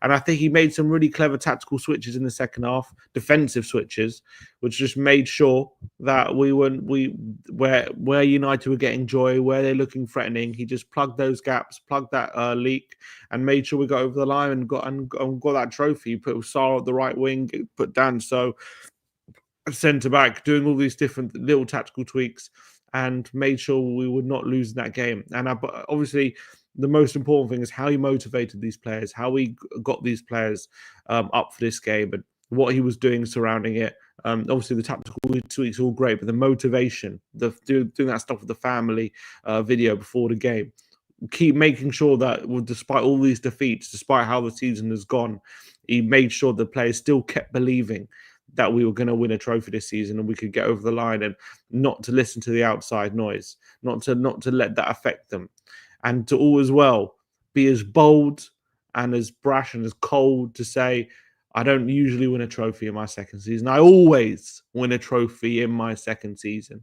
And he says what he does, and he does what he says. And that's Ange Postecoglou. And he's brought that trophy home. The coldest line in football, isn't it? Absolutely. And to say that a club that hasn't won a trophy in 17 years, and he said that, he literally said, well, I'm going to win a trophy for this club this season. You said it. He was cold about it. He was even asked in that same interview, so you're confident you're going to win a trophy? Yeah? He was like, I think I just said that, didn't I? That's what he said. And he brought it home. And he brought a major European trophy home. In I think the second time he's been in the competition, he's won it. I mean, this guy, the first time he's been in the Europa League, isn't it? Or maybe because he lost in the qualifier, didn't he, for Celtic? Maybe. Right. Or something like that. But unbelievable from Ange Postecoglou. Unbelievable achievement. Unbelievable what he's done for this football club. Fair play to him. I think he's gonna brought us a day which will last for many years. Never forget. Never forgotten. We still remember. You know, we weren't even born, but we all know the European trophies won in the past. That's how special it is here. He's going to have his picture up on the wall at the Tottenham Stadium, lifting that trophy, along with all the other players. And that is what he's achieved here. And whatever happens to go in the future, that can never be taken away. 100%. And you look at the managers that we've had, you know, since, let's say, from the Pochettino, Conte, Mourinho, Nuno, all these managers, all been in Europa League, Conference League, Champions League, Carabao League, or FA Cup, whatever. None of these managers, and you're talking about serial winners here, are able to get over the line. And look, we've all had a lot of people have had their problems with Ange. Even you've had your problems with Ange at certain stages of the season. Hasn't been a perfect year, or by any stretch of the imagination. It's been a shambolic year. But the way it's ended with a trophy to our name, he's given us a day that we're literally never, ever going to forget as Tottenham fans. And many of us, it's going to be our best day as to date, our best day ever, being a Spurs fan. And he did something everyone thought was impossible. We were known as the club it was impossible to win trophies at. And he's come here and he's won it. And he's won a trophy and he's won a major big one as well. I think for him to keep his job now, I mean, he keeps his job till the start of the season, I think, for sure. But I think moving on from that, he just needs to show what he's shown in this Europa League run over the course of a season, in my opinion. And needs good backing. Yeah, 100%. And he needs to cut out these injuries, mate. That's what he needs to do. Exactly, he needs to cut out the injuries. And look, if you have more days than that, you can do 1 million ear cups. Give me more ear cups if you're going to give us days like that. I wouldn't care, because I think he's a really good man. I think some of the stuff he's done and how he connects with people, how he connects with the players, how he speaks to them. The speech I saw at the end of the game, after the game, talking about the families. It's you've won it with your family, not just for them. It's with them. All this kind of stuff. Like, I think he's so good at that human connection. And if he can adapt as well in the games, like he has adapted in these Europa League games and got us through all the ties, and as well as he has done, and also can get us playing that football, that Ange ball that we know we've seen when it does work, it can work to really great effect, and he hybrids it. And I think there's been a lot of obviously things he's had to learn this season. You got to remember, in terms of him managing at this high level, as much as he's an experienced manager, obviously the level is still a different level to what he has. That's just a barefaced reality. But I think he's learning. I do think he's learning. And I think he is starting to change a few things, and he's starting to adapt. And, I do think injuries in the second half of the season have been, in terms of muscle injuries and things that we were really suffering with earlier, they've seemed to have subsided a bit. We're not getting as many of those. In terms of his style of play, he seemed to adapt in that a bit. And I think the belief and the togetherness this trophy is going to bring this group of players with this manager is going to, hopefully, can be special. It can be, but it's up to the hierarchy. I think if he carries on this level of adaptability and this level of tactical nous that he's showed in the last 3 Europa League games, then I think he's going to win a lot of the fans back over, if he hasn't already, by winning this trophy, for sure. Yeah. All right, well, that is our player ratings. Got a couple more super chats to get into. Don't feed Phil says, come on, lads, it's Man United. Come on. 4 wins against them this season. 4 wins. Literally. Colin, mad, isn't it? Colin Young, member for 4 months. Big up to you. Says, come on, you Spurs, European champions. Say it again, Colin. Come on. Never get bored of that. Never. Thomas says, come on. So he says, Coys, FFS, we are the champions. How good did it feel when they played We Are the Champions? Oh, you know what? I was just thinking that when I read that chat. When they played that was one of the best feelings, honestly. Because I've seen teams, they play over the loudspeaker for other teams, and it's like, oh, I wish I could be our team. And finally hear that. So it's no greater feeling. And we got a super chat here. It's in Korean, so I can't understand the name, but thank you very much. Gamsamnida says, have a cup of tea after the show. Thank you for your hard work. Now, thank you very much. Thank you very much for your super chat and your support for the channel. Big up. Thank you. Thank you. And Scorpion Fan for Life says, can't wait for the parade tomorrow. Can't believe it. And yeah, we'll get into reacts and talk about the parade very, very shortly. But that is all the super chats we have for you today. So let's get into it. Let's get into reacts. All right, here we are. Tottenham Joe says, completely blows. I have a dream. Out the water, in my honest opinion.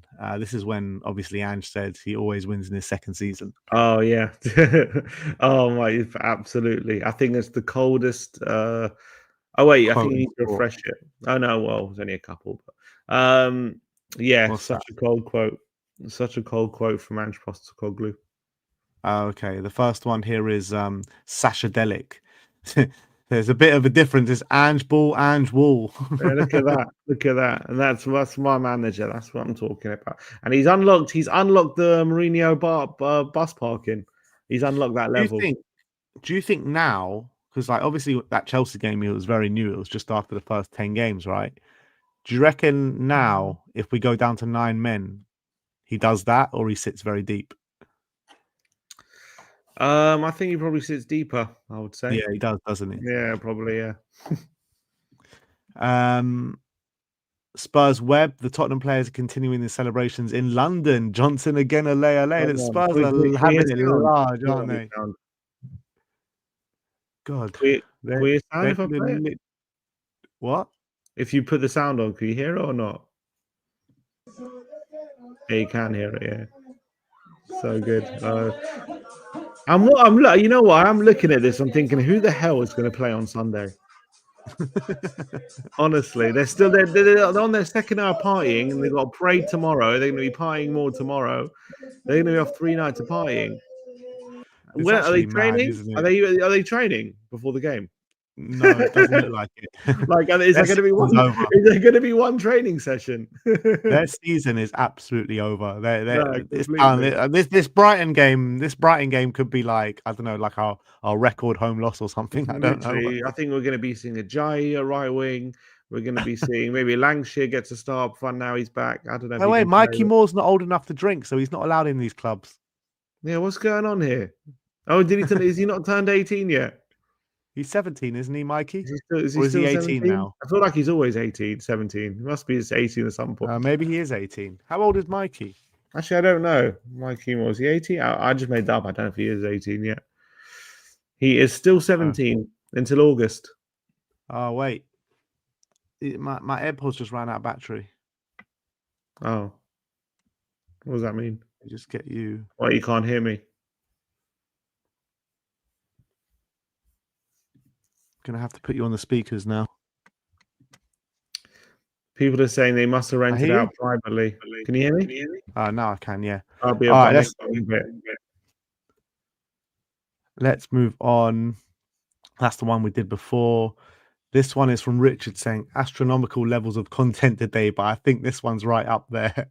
Romero's just having it large as well. Romero, but also look at banter. He's like sniffing the drink. He's like, "What is that?" Look at the background there. Look, absolutely phenomenal. They're all absolutely wasted. I love it, and also I love how shameless Richarlison is. He wasn't even in the squad for the Europa League. So how did he get a trophy? Oh, did he get he didn't get one, did he? He did. He got medal. He got a medal, didn't he? I don't think he did. Well, I saw he was there getting a medal. I don't know. Did he not? He was celebrating with the team, but I don't know if he actually got a medal.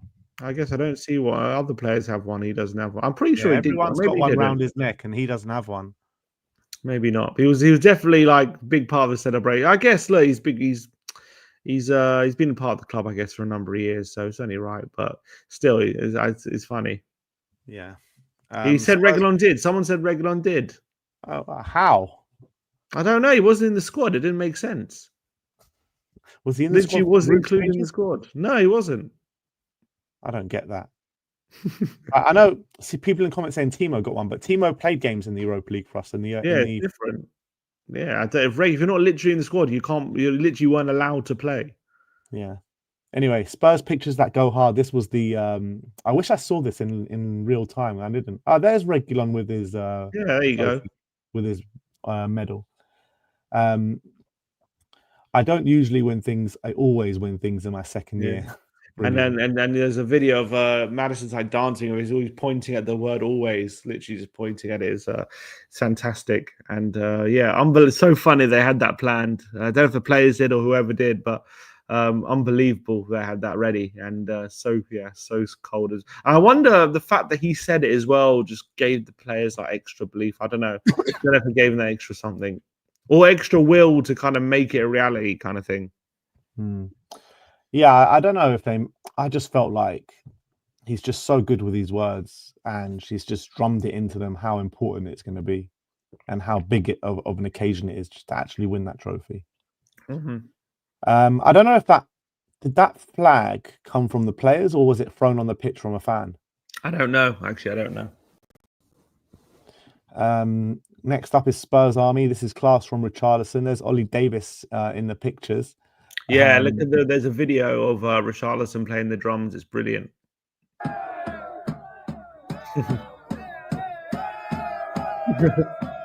Not a very good drum player though, is he? Doesn't quite have the rhythm, but phenomenal. And that's it's brilliant stuff from Richie. Look, there's Sash in the background. And there's Sash. There you go, right at the front. Oh, phenomenal stuff. Phenomenal. Oh man. I just want to relive that day, man. Just look at I know, it's incredible. Oh, so incredible. Madison says, "What on earth is a Chelsea Rory?" Rory went mad on Madison for some reason. I don't know. Madison. There is no reason for him to be in full Tottenham kit. He's playing fancy dress on the pitch. He's then at the front to have a pop at Roy Keane. Are you insane? Roy Keane and James Madison didn't play the same sport. Oh, shit, I'm not listening to that anymore. He's what is wrong with him, man? What is wrong with him? He just says things to rile people up, and we're getting riled. So he's getting work, so it's working. But I do like Madison clapping back at it. It's quite funny. The thing is with Madison, right? Though, like Madison is only just bantering, really, when he was bantering Roy Keane on thing. When Roy and he was well within his rights to, because Roy Keane made comments about him, and he went and scored straight away and did the whole celebration against him. And Madison, for whatever anyone says, has been, top player for us this season. So he's well within his rights to clap back. And he was very instrumental in our run in the Europa League. Frankfurt, brilliant. Bodo, we got injured, scored and was brilliant. RZ scored in the second leg. Absolutely instrumental. Yeah. Spurs Global says official Spurs will wear the UEFA Europa League title holder badge. Wow, I didn't know about this. UCL edition on the free zone of the right shirt sleeve when playing European football next season. Look at that. Are we getting it in our kits, Ben? Are we getting it? Gonna have a champions badge. We're getting it. We're getting on the badge on the kit next season. Got to. 100%. I'm getting that. We are getting that. Come on. Oh my days. Wow. Kutison says Epa Romero. And we don't care about Basuma. We don't care about Basuma going live on Insta now. No one is doing that. Where's the balloons? No balloon. Well, they must have balloons last night for sure. Not on camera. Basuma's probably racking them all up. Yeah, for sure he's got the whole thing waiting for them on balloons. Do you reckon Ange did a balloon last night? Oh, for sure they all did it. They all did balloons, guaranteed. CFC MS3 says good morning. See all these clubs with their European trophies, and then Arsenal just nowhere to be seen. Well, they are to be seen, just outside the circles. Yeah, where they belong, outside that circle. It's so fun mudding Arsenal, man. It's the best. It's the best. This is the parade. So the parade's starting to take place tomorrow. So that's where they're going to be at the end of the bus route. So that's where they're going to end up. So if you're going to be there, look at that. It's just looking good, isn't it? Fantastic. So where is that? Is that the south? Sorry, the west, I mean. Yes. No, I don't know where that is. It's the west. I think that's just by Lily White House, isn't it? Yeah. So it's what? So northwest. Yeah. Okay. Nice. Yeah, I believe so. Football on TNT says Tottenham players wouldn't let Ange miss out on the celebrations. Look at that. Yeah, Porro absolutely adores Ange, doesn't he? Yeah, you can really see that. Look at that. If Porro wasn't having any of it. Porro was one who jumped right on Ange after. And then I think, who's it? Van der Ven. You can see it's Van der Ven calling him over. He's like, come on, you're getting in there. And they all get him in. Oh, so there's Vicario. Oh, lovely. Oh, we keep mentioning Sonny, right? But we don't mention Ben Davis. Ben Davis has been here, longer than Sonny. Ben Davis was Pochettino's first signing. It's true. And he's finally got his trophy. Yeah, it's a significant moment for him. Amazing. Obviously, he didn't play a part yesterday, but he's been an unbelievable servant for this football club as well. So big up to Benny. getting that trophy, and it was why he had a picture with Bale yesterday. On the pitch. Yeah. Next up is from the Europa League with Sonny and Madison just going mad with the trophy. Oh, it's so great. Oh, so good. I love it. Absolutely love it. Spurs OTM. Look at this passion from Romero. Just drops to his knees as soon as the final whistle goes. Gray was the first one to come up to him. Who's that? Ajayi. Oh, yeah, Ajayi, Danso. Look at Romero, man. Oh, look how much it means to him. Tell me he doesn't care. Tell me he doesn't care. Is he just waiting for the next international break? Is that what he's doing? Come on. Come on. Yeah, well, look, that could very well be his last or second last game for Spurs. Could be. We'll have to wait and see.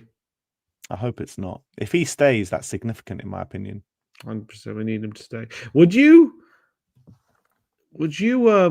Is there a world where you'd be open if we have good centre backs coming in, like maybe just letting him run down his contract?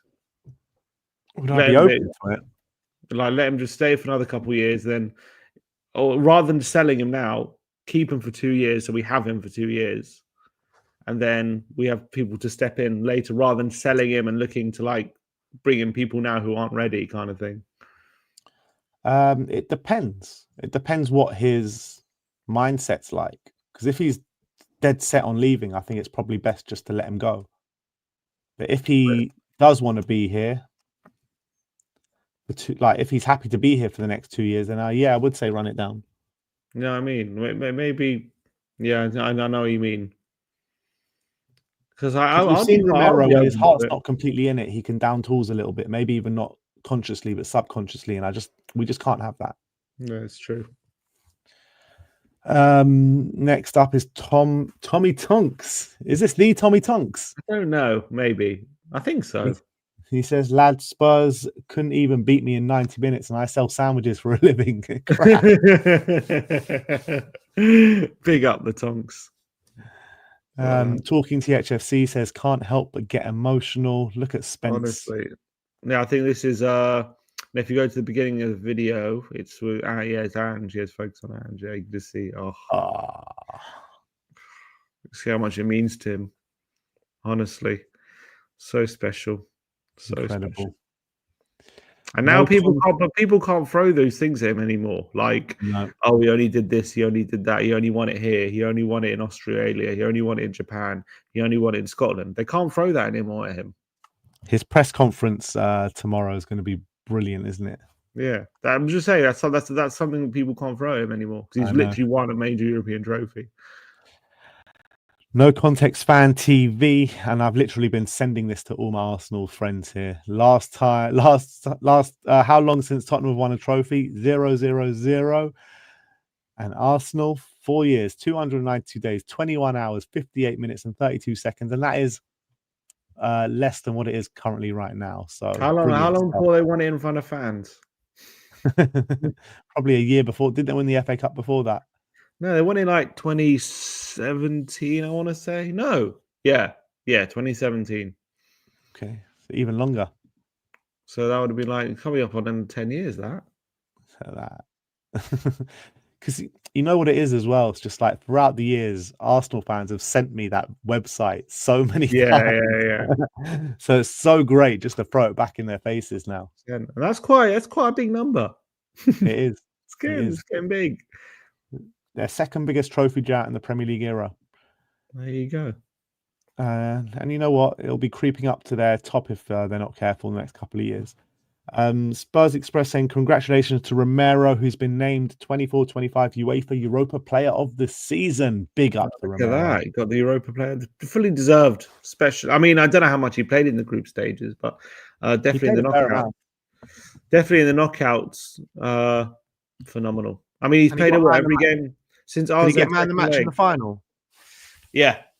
I think since RZ's second leg, been brilliant, hasn't he? Just been probably he's been our best player for sure. I don't think anyone can disagree with that.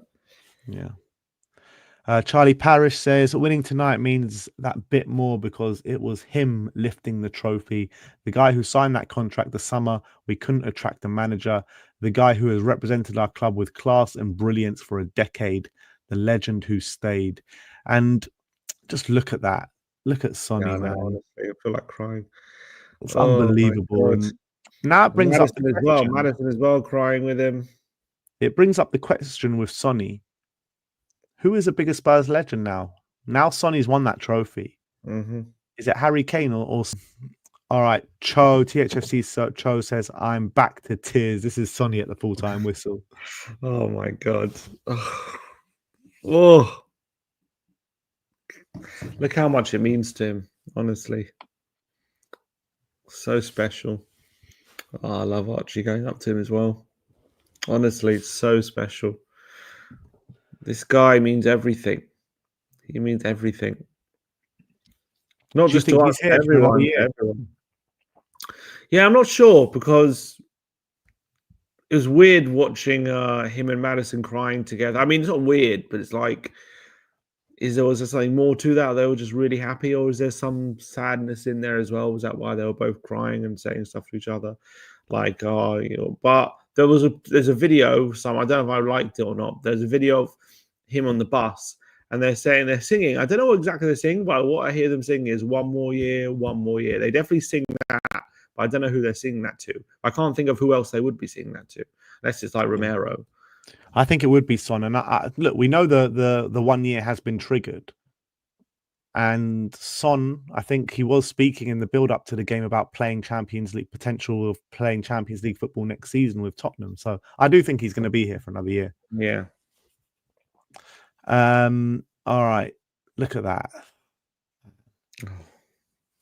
Yeah, so this is a bit. Yeah, look, you can see he's crying with them, and the after party videos are just the best. I would just love to have been there, man. Bro, it's so James, I don't know if it's in this one. You see James Black's in there. They're celebrating. Yeah, I saw. But look at that! Oh my God! Yeah, have the sunglasses on. You don't. No one wants to see how any red eyes or anything. How drunk you are. James Black has literally like struck gold here. Imagine, yeah, he's played at the final from the crowd. He's literally with the players at the after party. Like, just imagine being with the players at the after party. It's just crazy. That's the same video. This one is when they arrived back. Look what a picture this is. Wow. Picture. Look at Sonny and big phrase. That's a great picture. Look at Regulon. Maybe he's starting to realise there how much of an impact he's had on our Europa League campaign. Spurs pictures that go hard. This is when Son dropped to his knees at the full-time whistle. Bentancur just goes rushing over to him and just screams in his face. This is at the after party. They're all singing "Nice One, Sonny." I think James Black was playing it at the time. Yeah, you can hear him. Yeah.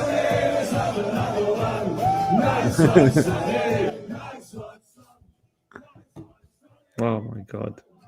Fantastic. And it's lovely that James Black is the one like getting all these songs going as well. He started a few of them, and now the players are jumping and partying to his songs. It's fantastic. And look at Sonny. Fantastic. I love it. Absolutely love it. Spurs Forever says, here's a picture with Ange with his Europa League trophy saying second season, mate. And this is Arsenal with his empty bottle saying, oh, but we beat Madrid twice. Madrid twice trophy. Cody Mack. I wonder who took that picture. I don't know. Phenomenal. Absolutely phenomenal. That was like me at 5 a.m. without the medal. That's going to be you at 5 a.m. tomorrow after the parade. Yeah, I hope so. Spurs pictures that go hard. Look at that. Just Richarlison basking in the glory of the ticker tape or the confetti. Just drinking it in. Look at that. Fantastic. This was Sonny on the team bus after the game. Yeah, this is a brilliant video. You know, we heard it when we were walking through. They were close to us. We just weren't there at that time.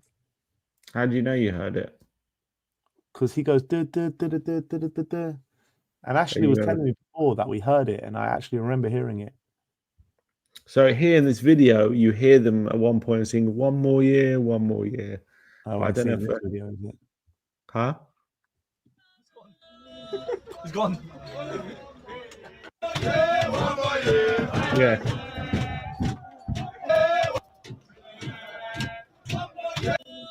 He's gone. Oh no, they say Fraser Forster. Is it Fraser? Yeah.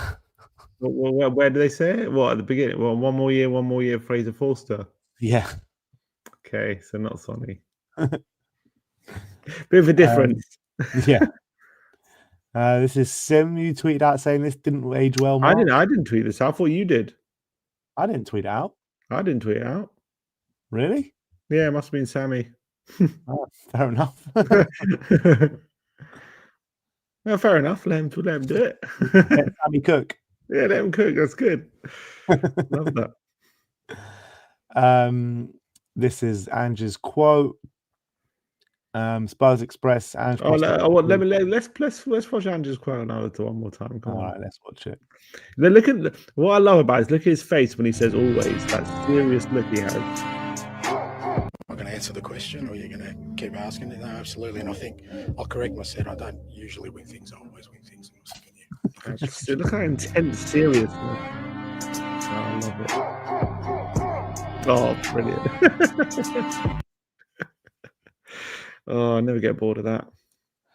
And Postecoglou, look at that. Just what it means. Oh, that smile. Oh,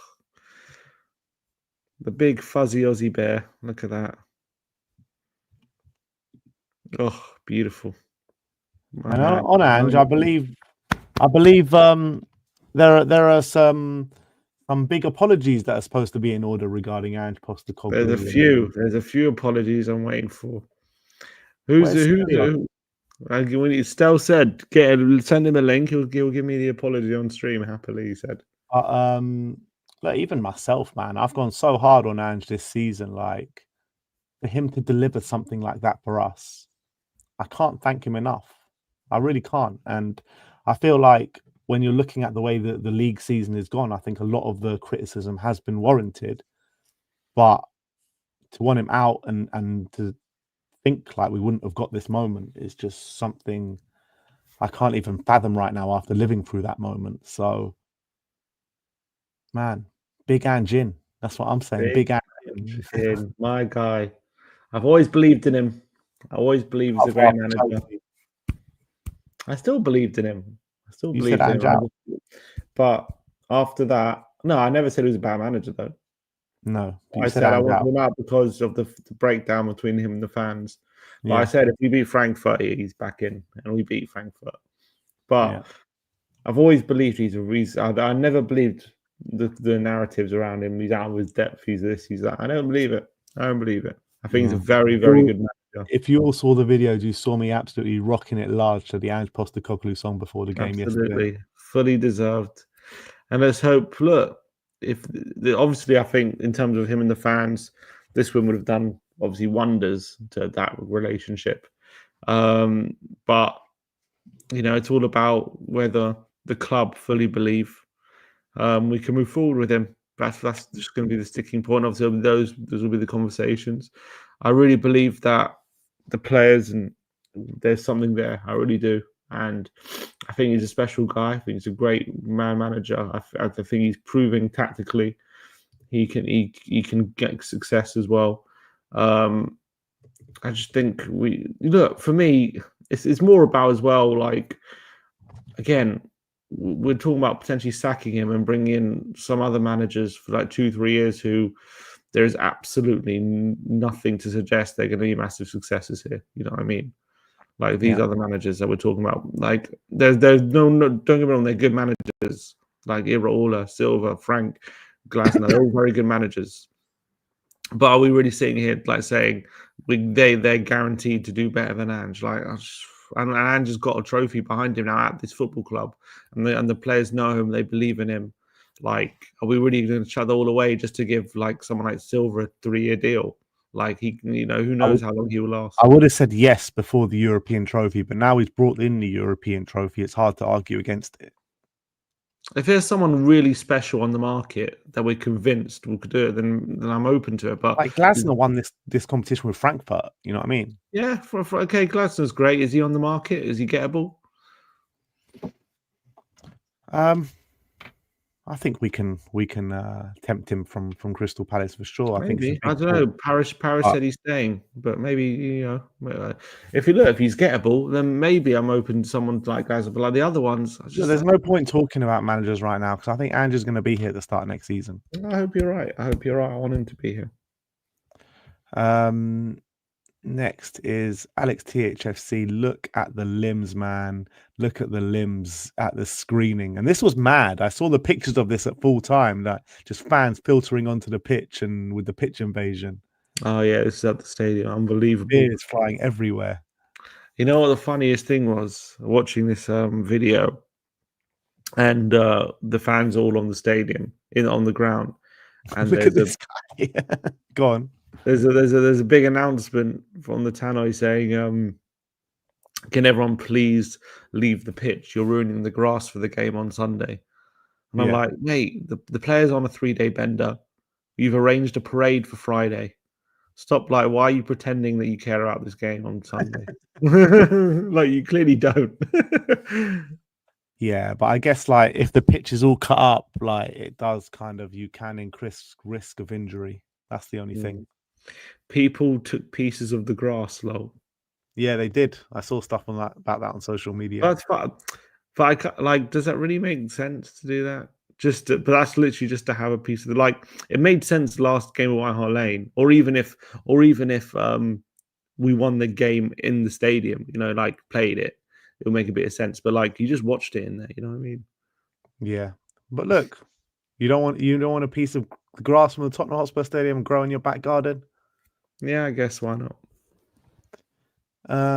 Spurs Army says this group of players and this manager. Oh, they've got a whole photo shoot, have they, for the yeah, they do. League win. Yeah, I don't know where it is, but they do have one. Look at that. Lovely. Vicario on Instagram, and he says it's the history of the Tottenham. We've changed history. Love that. Absolutely love that. Oh, fantastic. Stick that up your ass, Chiellini. Come on, Big Vic. And I heard a stat that, not a stat, but a fact that Chiellini has actually never won a European title. Is that right? That probably makes sense. He never won with Juve. You're right. What would he have won? We won the Euros, but he never won. I'm talking about at club level. Yeah, I don't think he ever did. Because Juve never won the Champions League. It's the history of the Tottenham. It's the history of the Chiellini, mate. Exactly. Where's your European title, Chiellini? Spurs Express, James Madison on Instagram saying, back post tap-in, I know just the bloke. Phenomenal. Oh, I love Madders on social media when things are going well. You know what's great, though? These guys, our squad, have built up the receipts all season of all the things that have been said about them. It's all coming out now. They know that nothing misses them. They know everything that's being said. It's fantastic. This was the tribute from Aaron Postecoglou to the families of the Tottenham Hotspur players after winning the Europa League. So let's just give this a listen. I'll very, very quick.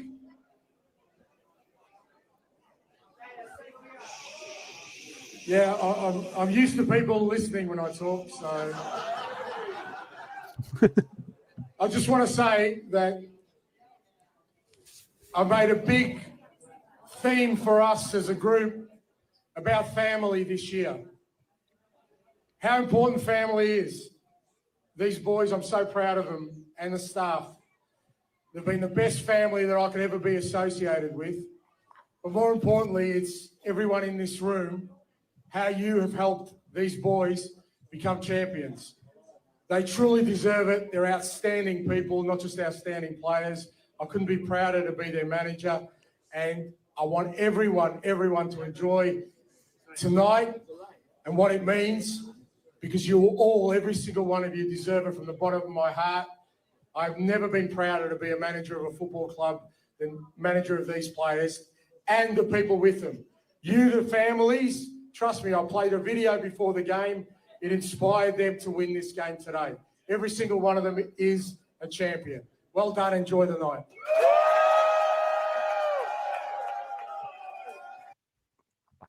Love that. Unbelievable. He's just the best. He's just the best talker, honestly. We'll run through a brick wall for him. Oh my God. I love that man. G Just Juve. Congratulations to my friends from We Are Tottenham TV. Big up. Big up. Come on, everyone's coming out. Ben Haynes, this moment from the boss, what a night. I don't know if you saw Ben Haynes when he was doing his interviews, like he was like in tears, wasn't he, Ben Haynes? Like his eyes were all like red. I saw him at the airport. So did you? We had a little chat. It was very nice. Yeah, he said it was just the most emotional night. Yeah, it was meant a lot to him, 100%. Cliff Jones was at the stadium. Look at that! What a night! Congratulations, Spurs! So pleased for the best supporters in the land. Oh, go on, Cliff! Big up, Cliffy! Oh, I love that. Nathan Clark. I think you see there's a pitch invasion in the background. Look how many people. So how many people at the stadium yesterday? I don't know, but it looks like a hell of a lot. Yeah. I don't know if you saw the scenes on the high road afterwards as well. It's just mad. I really was a lot mobbed, absolutely mobbed. Spurs OTM. This is Richarlison leading the Ange chants in the crowd. Fantastic.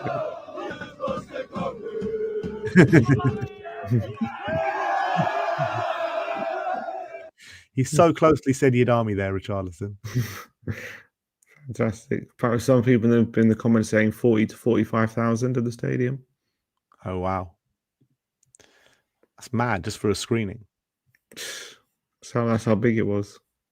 Premier League panel says Cuti Romero in finals. He's a top defender in his own penalty box when his teams are under the cosh. His first Copa America win showed this with Neymar causing chaos as a false nine, and another Copa and World Cup win later. You shout out Manchester United's long ball bombardment. He is that guy.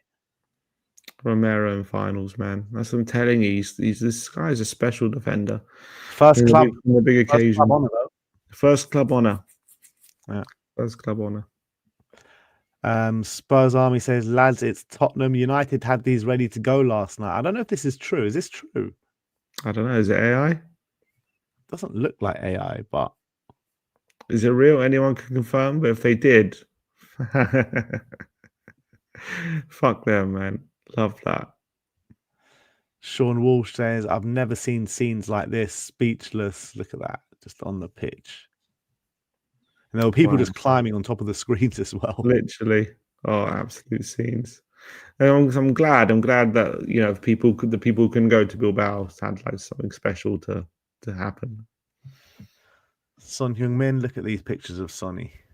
Literally, I never get bored of these pictures of Son holding the trophy. Oh, Sonny, man. That smile. Oh, my God. That smile.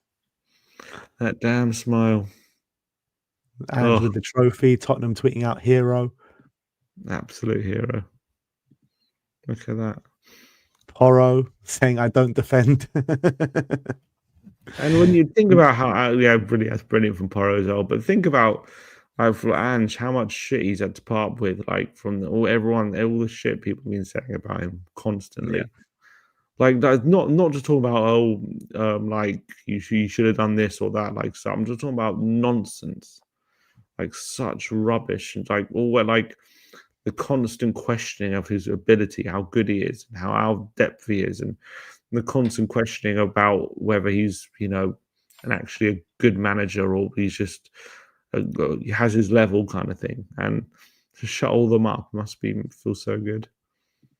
Vindication. Vindication, exactly. Yeah, she said that. This is exactly how Tottenham were going to win. 1-0 scrappy goal from Brennan Johnson. If you're watching our preview of Alice, she'll be watching it.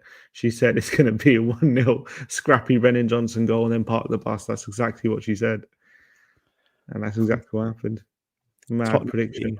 Saying, what a trophy.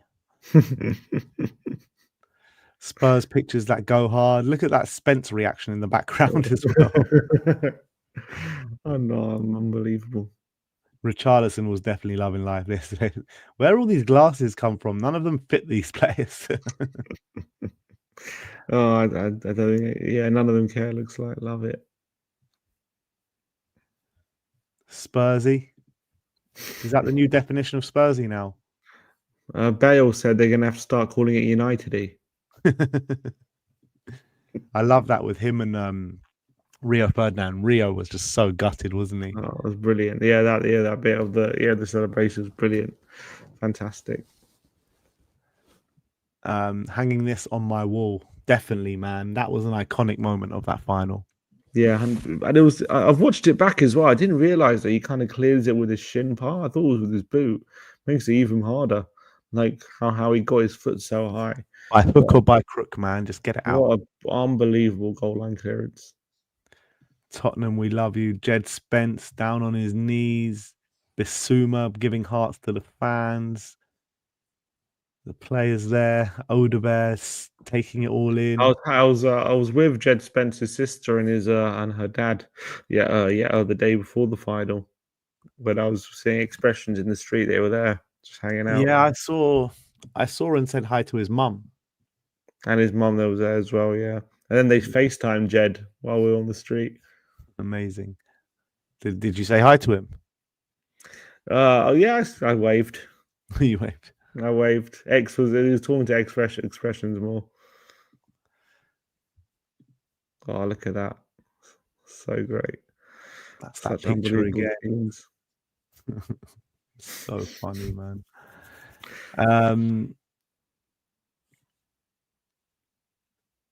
Is that it? Saying, no way has Ben from We Are Tottenham TV signed someone's kit.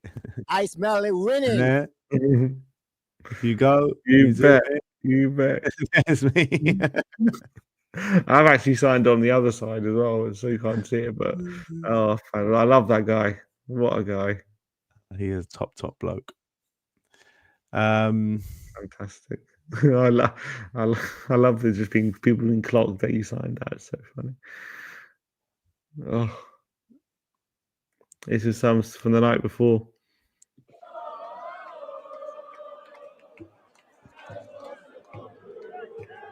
Come on, the song's making a return, Ben. Making a return.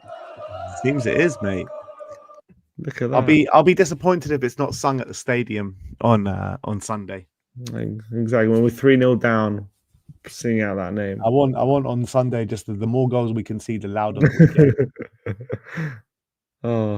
I didn't. I don't know why I didn't like it. That tune. You seen that tune that's been coming out? What about Arteta? No. Yeah. I think I retweeted it. Go to our retweets. You should play that because that's a banging tune. Let me get to the end of these and I'll go to it. I think this is all before now. This is all done. All right. So you retweeted it.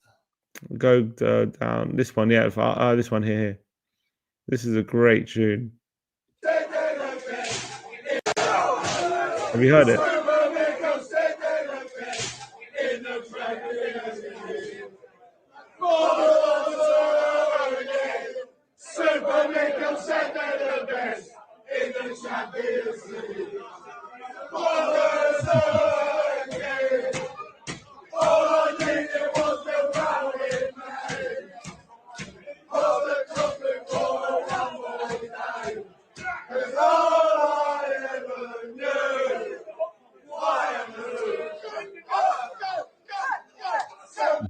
I love that, but I don't know what tune is that.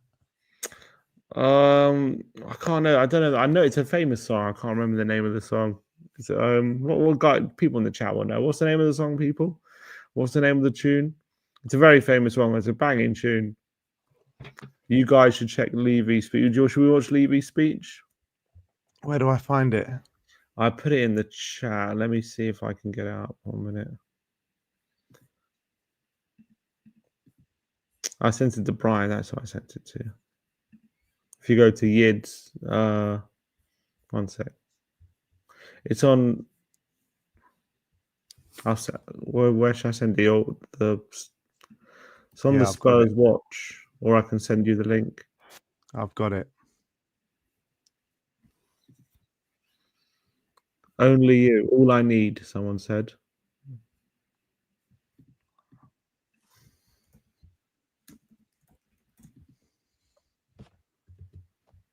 That's all I need. Who by who? I know the tune, I know the song. Only You by Yazoo. This is the last thing that we're going to watch. Champions! We're champions!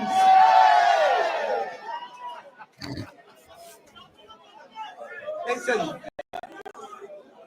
this has been a very long time coming. 1984 was the last time we won a European Cup. And tonight we've made history.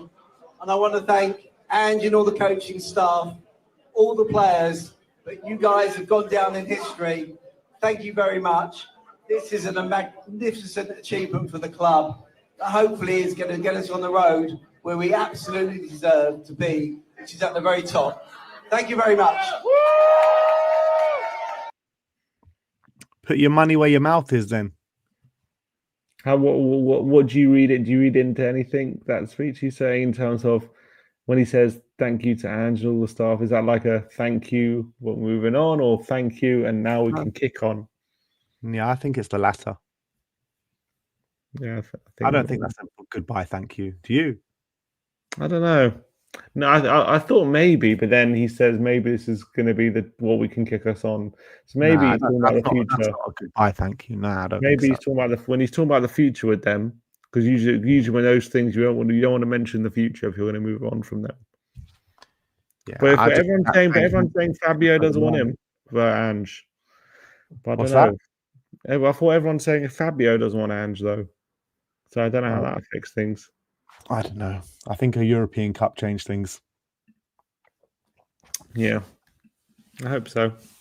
But look, I think we've come to an end. And we got a few more super chats we'll bring on just before we finish. So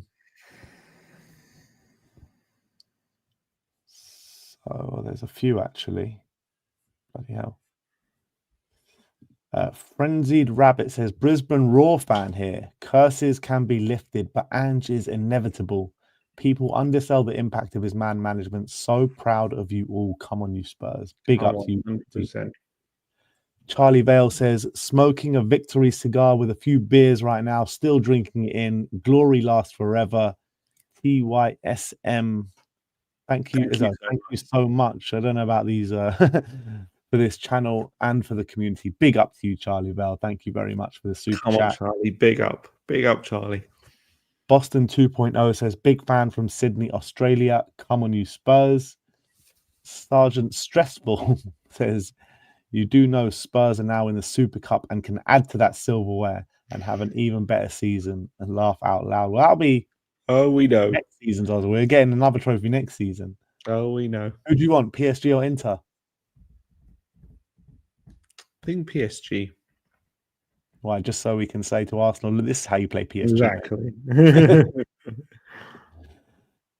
This one says, just great to hear it. I don't know what it is. Absolutely, it is. Andrew Din says, Ben, Sim, will you guys do a fan show soon? Would love to get on and chat talking points. Come on, you Spurs. Big up, Ben, for Ange in. Lol. Come on, Ben, for Ange. Yeah, we'll do a fan show at some point, maybe next week. Well, Sim's definitely doing a fan show on Sunday. I don't know how much we're going to be talking about the actual game on Sunday. Talking about this game, we can talk about this game for the next year. Yeah, I'm saying, yeah, for sure. Phil P says, we'll always have Bilbao. Huge love. Woo! Absolutely. Shame I didn't see you out there, Phil. Yeah, I know. I was looking forward to seeing you, Phil. I don't know where you were. You were on the lash somewhere else. Wolf Mauler says, big up, boys. Come on, you Spurs. It feels like a childhood come true. Wait. Oh, no, I did see Phil. Did I see Phil? Bloody is. Cheers, lads. I saw Phil in the fan park, actually, I think. I didn't see him. think I did see because he was with Henry. Yeah. I think I did see him and Danny I Kiriakou. saw Henry and Danny, but I didn't see Phil. I think I did see Phil. And he was with Graham. You saw Graham? I didn't see Graham. Yeah, he was with Graham. Yeah, that was it. And Phil P again saying we're not Spursy anymore. Hashtag RC. 5 years and counting. Come on. But yeah, that is it from us today. We had to get live the day we got. Come on. Unbelievable. What of 24 hours? Oh, it's been amazing. It has been amazing. But the party, just like Ange, doesn't stop. We don't stop. Yeah, so we'll bring you all the footage from the parade tomorrow. Potentially, maybe we'll try go live for it. But either way, you'll be getting bundles amount of content from the parade tomorrow. In 3 months' time, I'll be on another bend. I'll be like, "Whoa, we're European champions. What do you expect? Come on, we've got to keep partying." Any excuse. Unbelievable. And I'm so looking forward to this weekend. I've actually got tickets to Leyton Orient on Sunday. Oh yeah, you going? I don't know now, because now I just really want to be in Tottenham for like the whole thing. I was planning to go to Wembley and then going from Wembley to Tottenham, which I'll probably make it just in time for kickoff. So now I'm not sure what to do, but we'll see. I was gonna do a double vlog in one, like Leyton Orient and then traveling to Tottenham. But we'll see. We'll see what the people want. If the people say they want me to go Leyton Orient, I'll go Leyton Orient. Be great to see Jamie Donnelly lift the trophy. Be annoying if he loses, though. Yeah, it would be. If they're getting battered, I could just make it for Tottenham on time. True. Fantastic. All right, but either way, we should probably sleep because I'm literally not on many hours sleep right now. Yeah, me as well, mate. But Daigle say you having guests on. Daigle, let us sleep. Daigle, please. Can we not sleep, Brian? We're not allowed. We're not allowed a bit of rest. Come on. Need some shy. Daigle, it's the first time we're saying no to you coming on. Brian. We can't say no to you. If you really want to come on, we can't say no. But please, I'm begging you. I need to sleep. But I can't say no to Brian. Let's give him 2 minutes. You can go, Sim, if you want. I'll bring him on for literally 2 minutes. Can't reject the request. Brian deserves his 1 hour. Someone said. Brian's getting his 2 minutes. No, I can't. I need to sleep because I'm being told we're being too loud. Sim, what is this? You're Europa League champions and you're being told off for being too loud. Hey, it's not my birthday anymore, but appreciate it's my birthday weekend. You know, they're doing a parade for my birthday tomorrow. There just happens to be a trophy coming as well. There's a parade for my birthday. Is he coming or not? He said sleep. He said sleep. He did. Oh, no, he said no sleep for Sim. Oh, right. I was misread it.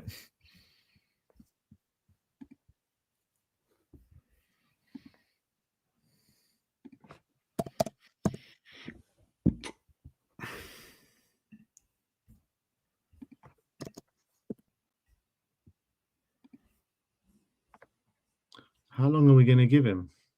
He's doing a Mr. Box Office on us. KPV, can I have 2 minutes, lad? No, you can't, KPV. KPV. No, I can't. Let's, we'll get oh, he's here. Here he is. Here he is. Here he is. How are we doing, brothers? Oh, Brian, Sim's begging you for some sleep. Sim, begging you. I was just on the verge. Mate, if you need to go to sleep, you go get some sleep. I just wanted to come and say happy birthday. We'll have a little chat and then let you get some sleep, mate. Listen, I'm surprised you're not bouncing off the wall one in 24 hours, 24 hours stream, Sim, the week you're having with your birthday and everything. But how are you both? Oh, top of the world. The world, mate. Top of the world. I just wanted to come. How was the yard? Well, I've sent you the videos. Well, Brian, it's good to see you without a bandage on your nose, mate. Oh, mate, I had the stents out as well today. I can breathe out of both nostrils. Life is good. Spurs. Every time someone has said to me today, "How you doing, Brian?" Like a Geordie, I've just said champion. That's all. That's all. That's all I've said today. I feel champion. The yard. Arsh is in here. I saw him in the chat a minute ago. Who came over from Winnipeg. We were so loud. People took to Reddit to find out why there was such a noise in the area we were in. It was just a sensational day. It's why I didn't come on the fan show last night. I wanted to come on, but I completely lost track of everything. So I just wanted to come on. Brian, don't blame you. Mate, honestly, it was unbelievable. Now, obviously, we've chatted and everything, and I will say, because I saw a lot of people, especially in the chat whilst I was popping in and out, asking about my feelings on Ange Postecoglou. You saw a tweet that I put out. I sent to you both. Look, I will state I owe him an apology. You know, guys, boys, you know better than anyone when I've got something to say, I will say it. The Ange apologies are coming in left, right, and centre. No. What I will say with this is, and this goes quite deep for me, and I mean beyond football kind of thing. I look at last night. And obviously, it was the first time I turned on a manager, and I felt justified for the reasons of it doing. And it was after the Arsenal game, the North London derby, and then obviously Tamworth, Leicester, blah, blah, blah, and then what was going on in the league. And it was the first time I turned on a manager. And you look at it, when everything went through yesterday and we got the job done, the main thing is we look at it. Ben, you and I did the Frankfurt game together, and we were all worried about keeping a clean sheet. Will Spurs get the job done under a hostile atmosphere? Will they adapt their style of play? He did, clean sheet. Weren't the prettiest of games, but that's all we wanted to see. Adaptability, changing tactics, get the job done. Then he went to Bodo, and again, I remember after Wolves, Ben, you and I were like sacking before. Hands up. When I say things, I will always apologise for them or come and stand my ground or defend it or admit I was wrong. Then we went to Bodo, and again I was like, oh my God, we're going to concede because everyone goes there, concedes. He did it, clean sheet, and then in the biggest of the biggest, we've been so worried about, or I use the terminology. Don't play the match, not the occasion. And we've gone there and fouled so many times, and again we've come through. But the biggest point where it got really deep for me is I got home and I saw a video message from my dad, and it was my dad watching the game with Isaac and Noah, my two 13-year-old nephews, crying their eyes out, didn't know what to do with themselves. And then I started thinking about all the kids. Ben, you've just brought a child into the world. Josh is one.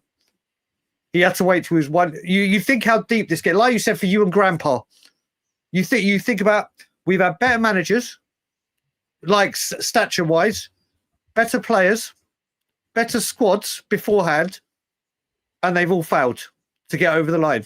No matter which way you look at it. Am I saying now I'm 100% Ange? No, I'm not. I still, that's to be diverted, and we'll see what goes on.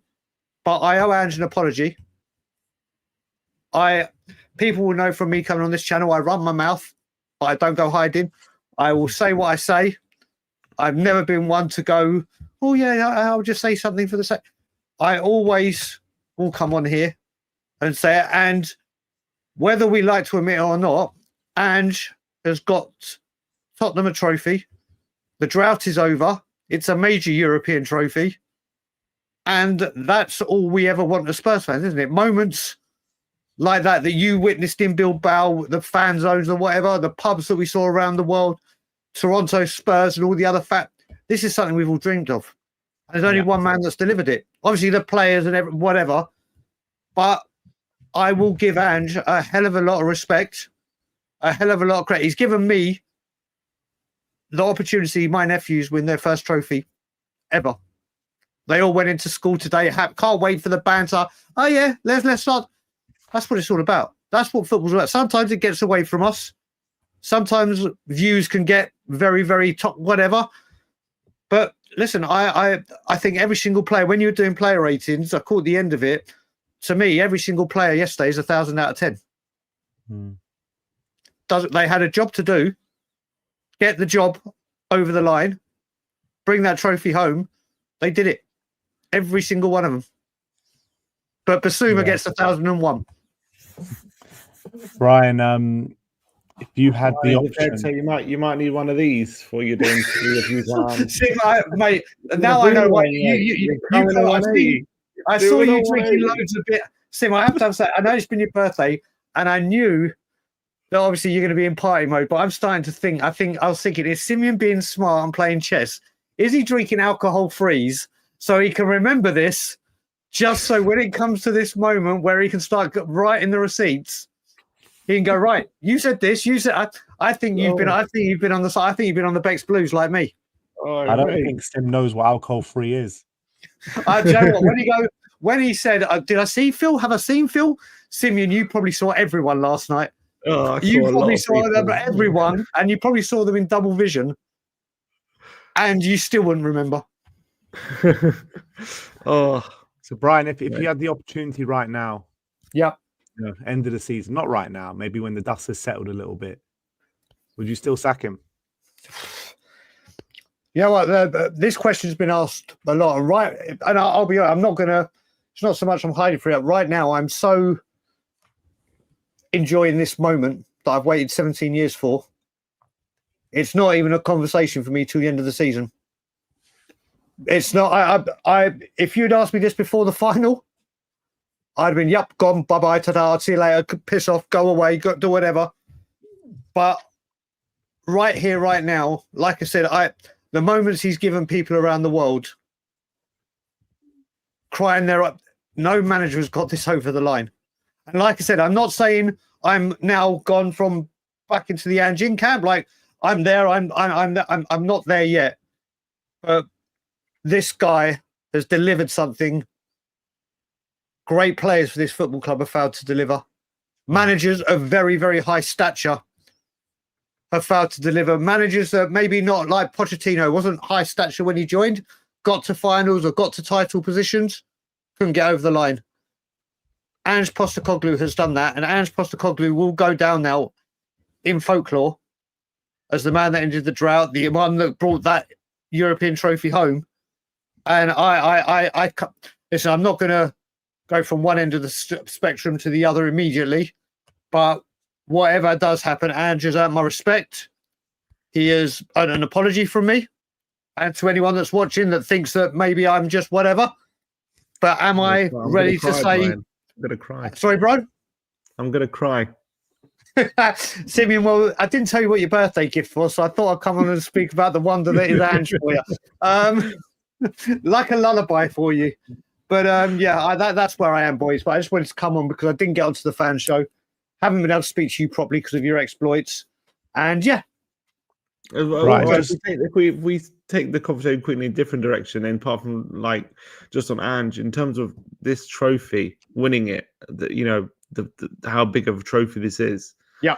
What do you think this will, in your opinion, for the squad that's been taking so much criticism this season, been battered and bruised with results? The fans have been, been angry at them, been lots of booing at grounds or whatever, and they've now given the fans, probably a lot of them, for most of them, their best ever day, supporting Tottenham.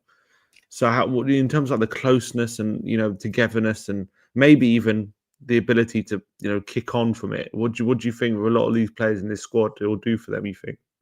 Well, the good thing is, mate, they've now got the best thing they've done is they know now they can win things. I think for their mentality going forward, they're going to think we can overcome more obstacles than we think we can as a team. I will say right now, I think we are at the sliding door moment that we were with Liverpool. Obviously, going for the league, we were in a different. But right now, this is where we need to take advantage. We've had manna from heaven in getting into the Champions League, And it's all well and good, the glitz and the glamour that goes with it, but let's have the players and the squad. Because we went into this season, we're better prepared for it, we're this, we're that, we're ready. And obviously, we weren't prepared for the 4 tournaments and the energy levels, and that we need some experience. But this can only do well for their confidence and their mentality. And you look at people like Archie Gray, Brennan Johnson. Listen, Brennan Johnson, who I've defended, as you guys know, he just for qualifying for the Champions League, we've earned more than that transfer fee.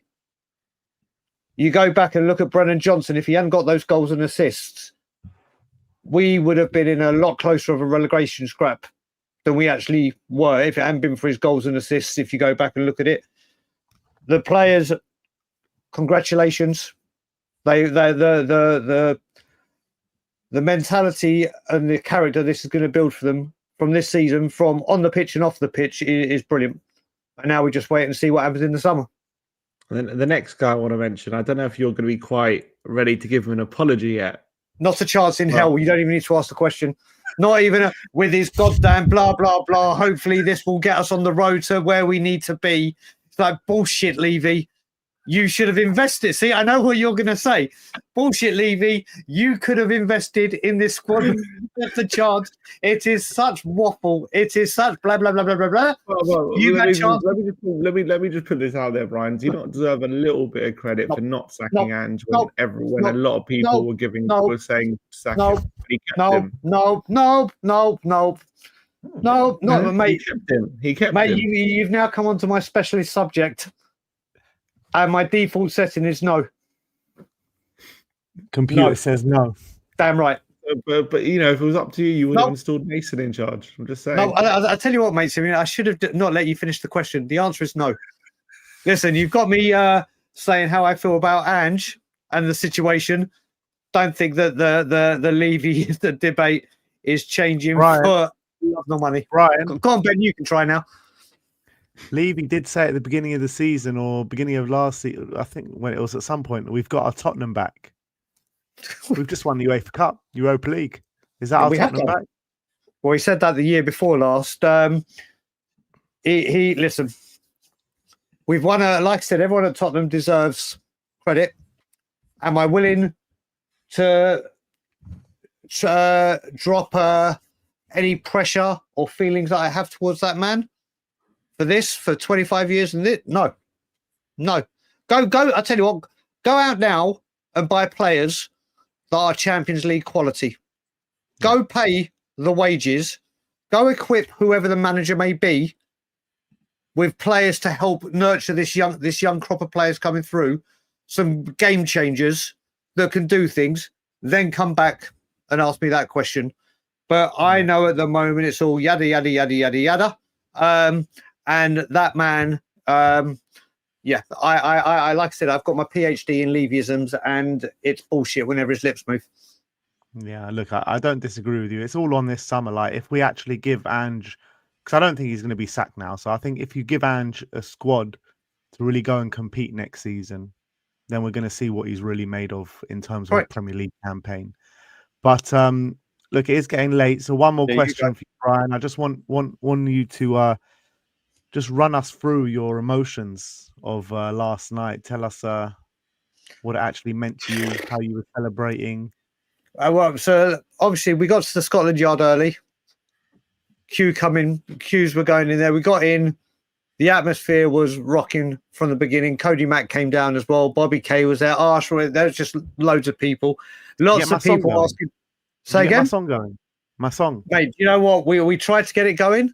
At one point, I mean, I cannot explain to you.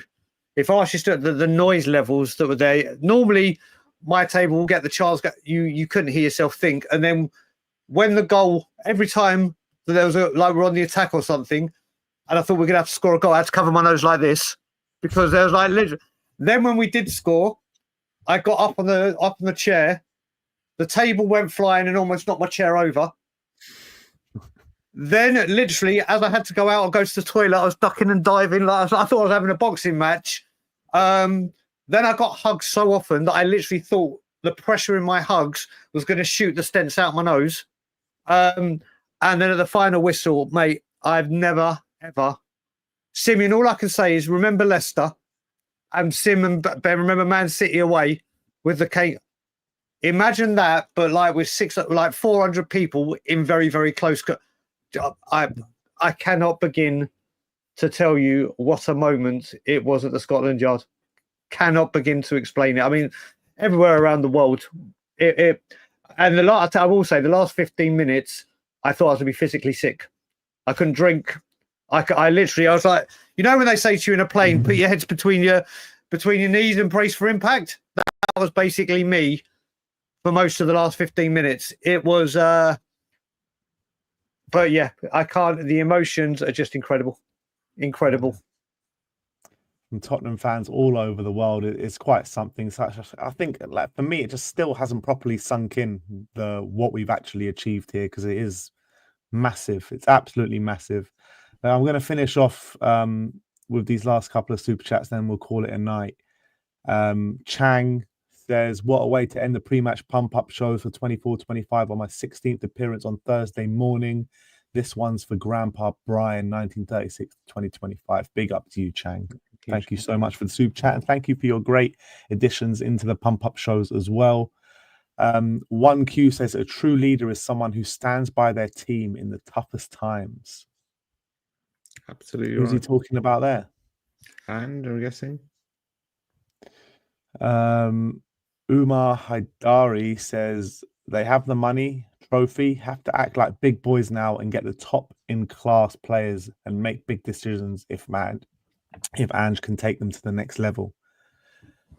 So, I mean, surely like players like Ryan Cherky and Eze got to be on the table for this summer, like that kind of caliber. Yeah, I'd say maybe more like Eze, but yeah, for sure. I mean, I would like Cherky as well, but we need more experienced, more established players. Yeah, I think it's obvious. Ange is saying it. I think that's clear.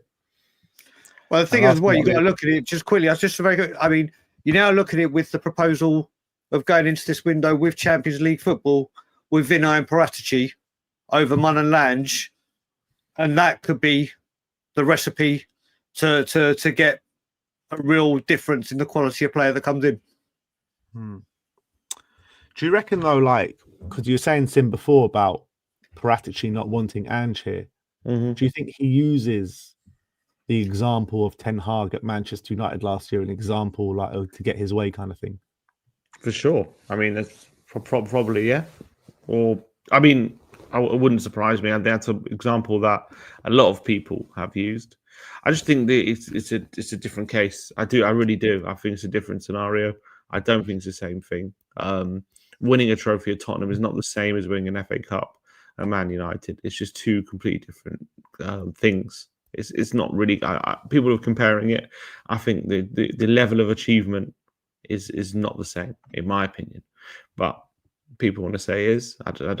And look, I understand in theory two underperforming teams at league level have both ended the season by winning a cup. But even I know Man City. I know they beat Man City in the final, but you watched them in the semi-final against Coventry, got through by the skin of their teeth. They were 3-0 up and they gave up a 3-0 lead, like went through on penalties, like in other rounds as well. They weren't that impressive. Like, and I don't know. I don't know if the squad was as behind Ten Hag as our squad is behind Ange. I don't know. I read reports that a lot of the Man United squad didn't like him that much, but I don't know.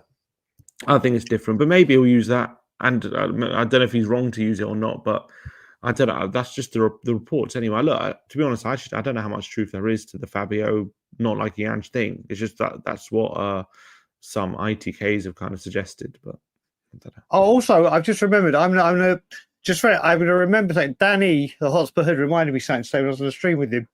You did a show last year.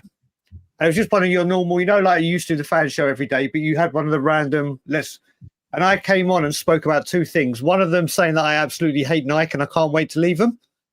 And the second one, and Ben, I hope you remember, I said, you know what, last season, I don't want Champions League, I want Europa League to try and believe the youth in. Because I thought, I mean, obviously we didn't use it to use the youth like I thought Divine, Donnelly, more Scarlett, yada, yada, yada. But I was like, I'd rather be in the Europa League rather than And don't want to say I told you so, but I completely forgot about it until someone mentioned it today. I'm a visionary. Brian, not just that, but all for the Spurs fans that were giving us shit for wanting to lose to Manchester City. We don't get this moment if we beat Man City. Exactly. Not only that, Aaron should be thanking us that we lost that game. Mate, Sonny's a visionary. We didn't just cost them the penalty. We stopped us getting into the Champions League and all those Arsenal fans going, "Oh, you could have Champions League football." Hold my beer for a season. And if I'm right, we go into Sim, was it you that said we actually go into pot 1 now and they're in pot 2? Pot 1, yeah. Pot 1. You can't write this stuff. The domino effect of Sonny missing that chance. Arsenal not win now a trophyless a year later, and we've got a European trophy because of that domino effect. Mad, isn't it? You can't write this stuff. It's brilliant. But listen, go get some. Lock me off so you can wrap up. Stell's apology, Sim. You ready? I'm so ready. It's what I live for. Estelle apology. He said I was on drugs. He said he was worried about me. He said I'm deluded. I'm ready, Stell. I'm ready for it. Come. You need to apologize. You said you're going to do it to win that trophy. You said you were never going to win that trophy. You said you can't sack Ange if he wins that European trophy. I'm ready for that apology, Stell. I'm ready for it. Ready for it. Inject it. Inject it into our veins. Done like a pro, Sim. Done like a pro. Big up, guys. Daigle, good to see you again. Sim, always a pleasure, brothers. Always a pleasure. Nice one, Brian. And everyone out there in the chat, thank you all for the love. Nice 2-hour, 45-minute stream here at 2:40 a.m. here in London on the day we've got back, or the day after Sim's birthday and the return from Bilbao, people. So yeah, it's safe to say that we're pretty knackered. Daigle, it's probably normal time for you right now, but it is 20 to 10 in the evening. I don't know what you lightweights are talking about. We'll see you all very soon. Like, subscribe, and comment. And as always, come on, you Spurs.